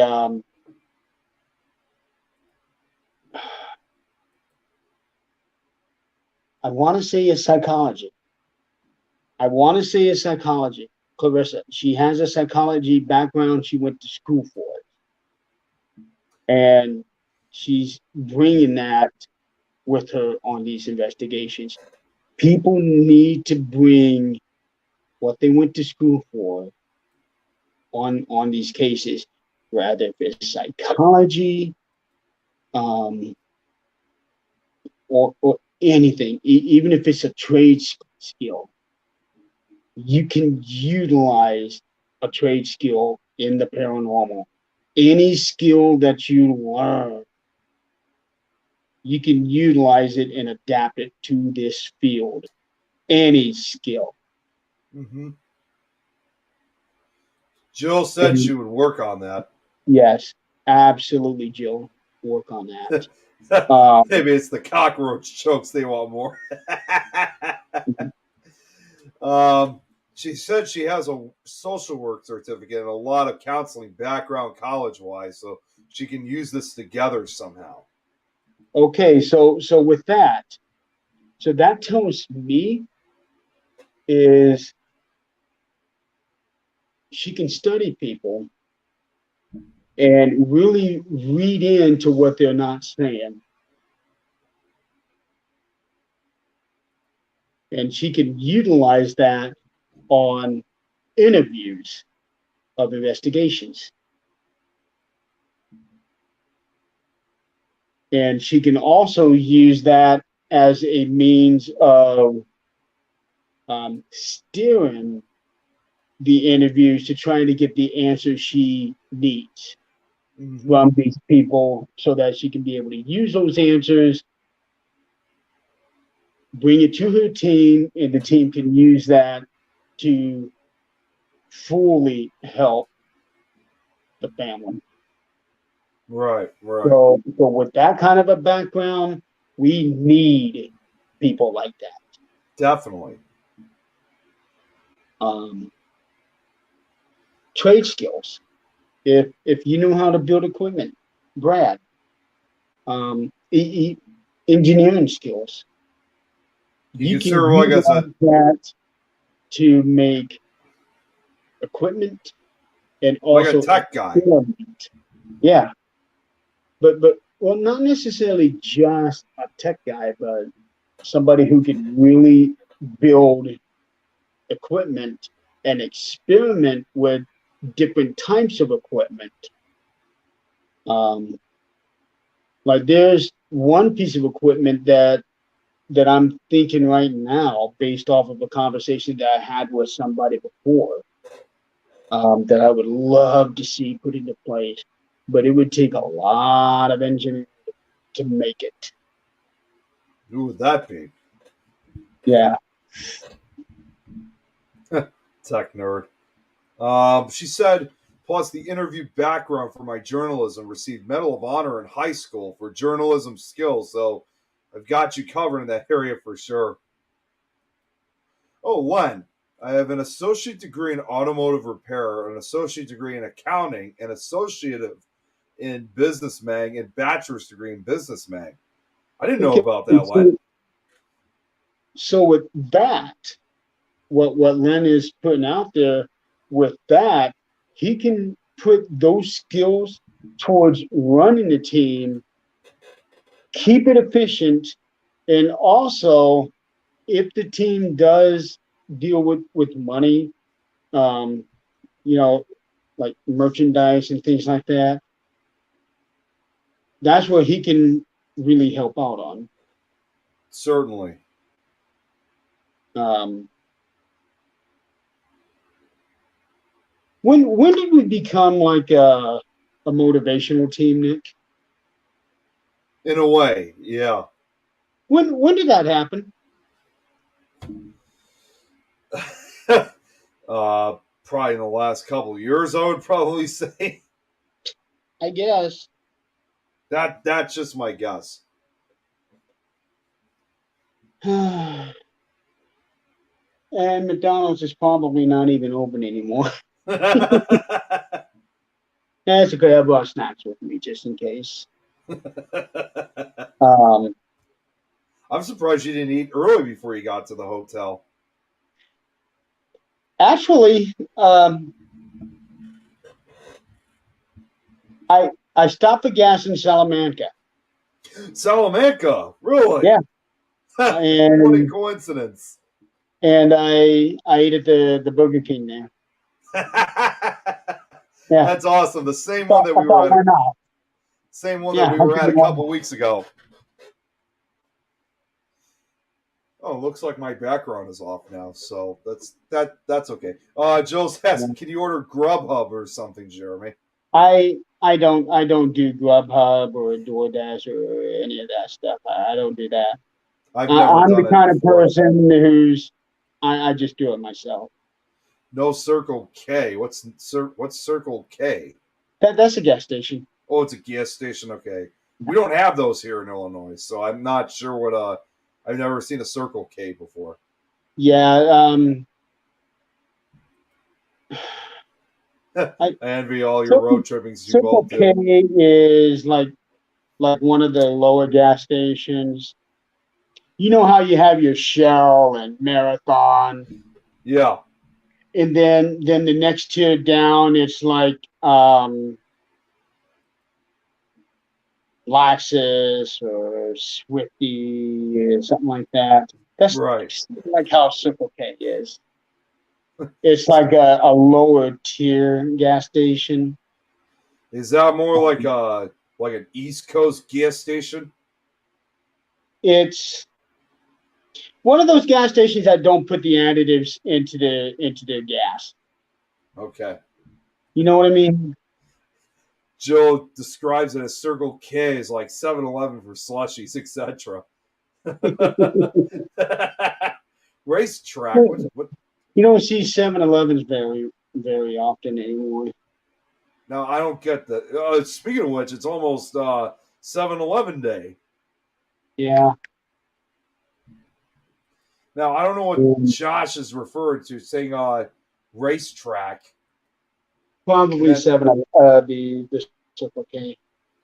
And then Love Wawa. What is he talking about? Okay, that I don't know. Yeah, I'm sorry. I mean, it's like I have no idea what Josh is talking about. So, well, I live in the woods and it's closest. They're a little outdated, Jill is saying. The other thing I got to say too is that, oh my God, now I just lost. It's another gas station. Okay. Okay, I am not familiar with that brand. What's your favorite road trip food to go eat? Spicy chicken sandwich from Wendy's. We actually do have a Wendy's just 2 minutes away from here. Although I can't walk to it though. It's like on another road. No another gas stations. Yeah. I don't know what Wawa is, seeing they have great food. And I was going to answer earlier about, oh, yes, Culver's. Culver's is good, especially their cheese curds. Culver's is good. Culver's is good. I just had that. In fact, I just had that yesterday, including the cheese curds. Those are the best. Now, I got the spicy chicken from Burger King there at Salamanca, but I forgot how thick the chicken was. So I ended up parking back there in the back so that I could eat it because I can still only open my mouth so much, and that chicken sandwich is just a little bit bigger than what I can open up with. So there's no way that I can eat and drive. See, ours is an In-N-Out Burgers here in Cali. Must try. That sounds more like a restaurant, like a California restaurant. I have never had an In-N-Out burger. Chester's has good fried chicken, nicer gas stations. I've heard of Chester's before. We don't have them here in Chicago. What, good chicken? Good chicken? Church's chicken. They got good chicken. What place is it called? Church's chicken. Oh, Church.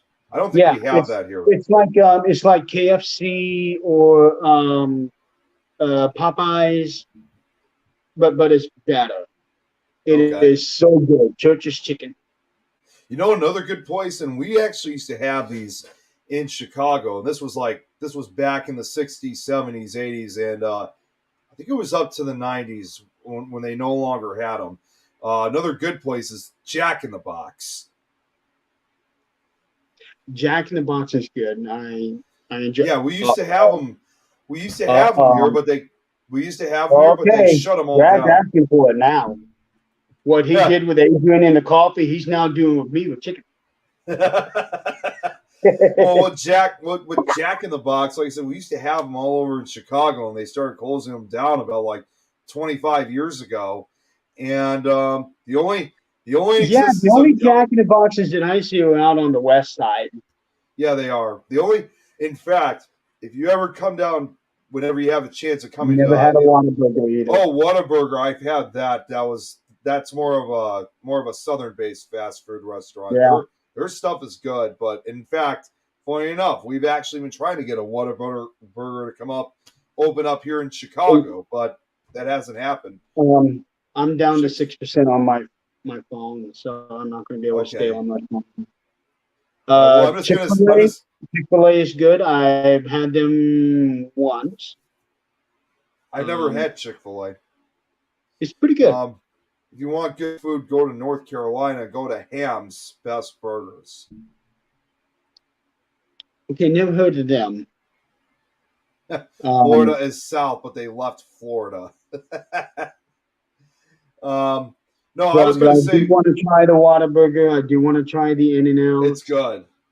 Yeah. Don actually recently tried it when he used to work at his old job because he sometimes had to go down to different states, including some of the southern states. So he had the chance of trying it. It's really good still, I was told.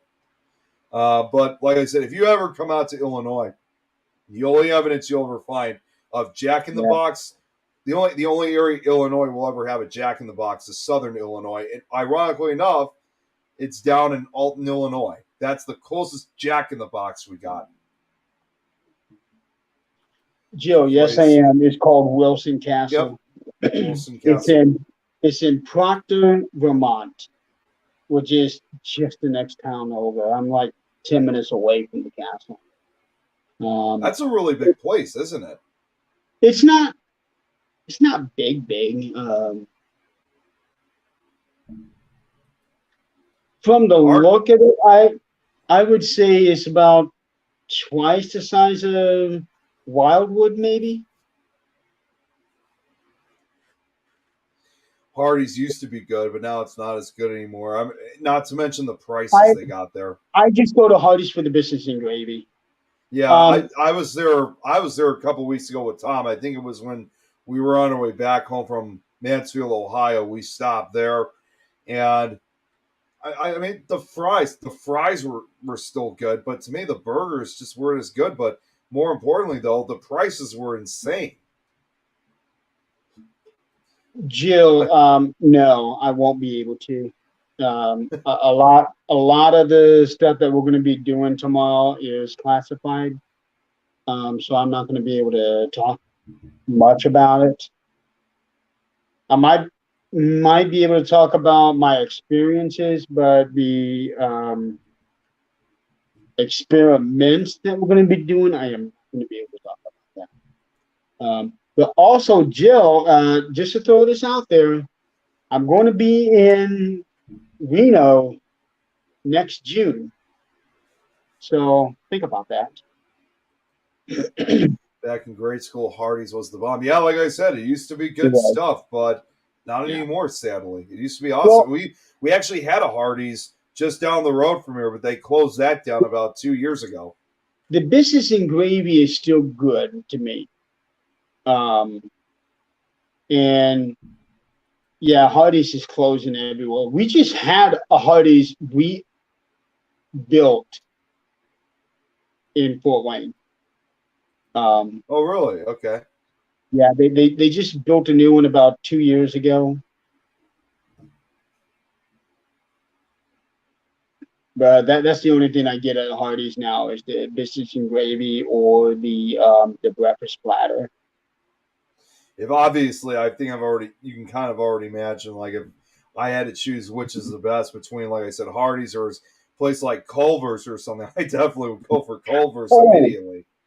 I did try they came out with a spicy chicken last year, but what it was is that it was a honey.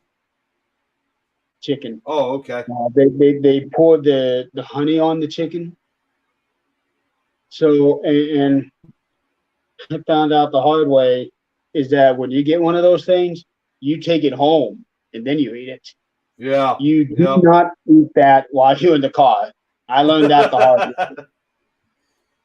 It was good, don't get me wrong, but damn, when you're eating it, the honey is just pouring out of that sandwich all over your hands. I believe it. Yeah. Checkers fries the best. You know, it's funny you mentioned that, Josh. Checkers is actually a Chicago-based restaurant, but even though it's more of a Chicago-based, they sell the Checkers fries just about all over the country. So you don't have to be. Is it called Checkers over there? Yeah, it's in called Chicago? Checkers. Yeah, it's called Checkers over here. Well, it's Rallies in Fort Wayne. Well, I think it first started as a Chicago-based restaurant, but I think I was going to say maybe I should correct myself. I think they first made it just for Chicago, but then as the years have gone by, I think they've expanded to other cities, including Fort Wayne. But yeah, I get the cheese fries at Rallies. That is the best. Oh, I'm sure. I am at 2% battery, so yeah, I don't know how we got into this conversation about food. We need to end it. Yeah. Let's end this. You'll have to do the outro video because I don't want to do anything on my end. Yeah, that's totally fine. Yeah. So everybody out there, thank you so much. We still have 8 viewers after almost 4 hours of the show. We've been going through like different topics, and between this whole time, we've had between 8 to 10 viewers watching. It's amazing that they're still willing to put up with us. So I am at 2% battery. I am going to put it on charge, and I am going to go see if McDonald's is open. It's just right across the street from me. Yeah, and I got to get something. I got to get something to eat too because I'm starving. Yeah. So Jill, let's talk about Reno next year. Yeah. So yeah, thank you everybody for playing along, hanging out with us tonight. That's basically what it is. It's just hanging out. We're all hanging out together. So it's like we're all together in the living room. And not to mention all of our fun chat we had with Adrienne, Jen, and Jan earlier tonight. Yeah. So definitely thank you to those ladies for hijacking the show since I couldn't be here. We were able to steer it back to how it was supposed to be, though. Yeah. Okay, I'm at 1%. Play the outro, Nick. we always. Good night, everybody. And before we lose it, if it's paranormal or beyond, we got it covered. Yeah. Have a good night, everybody. Thank you. Take care.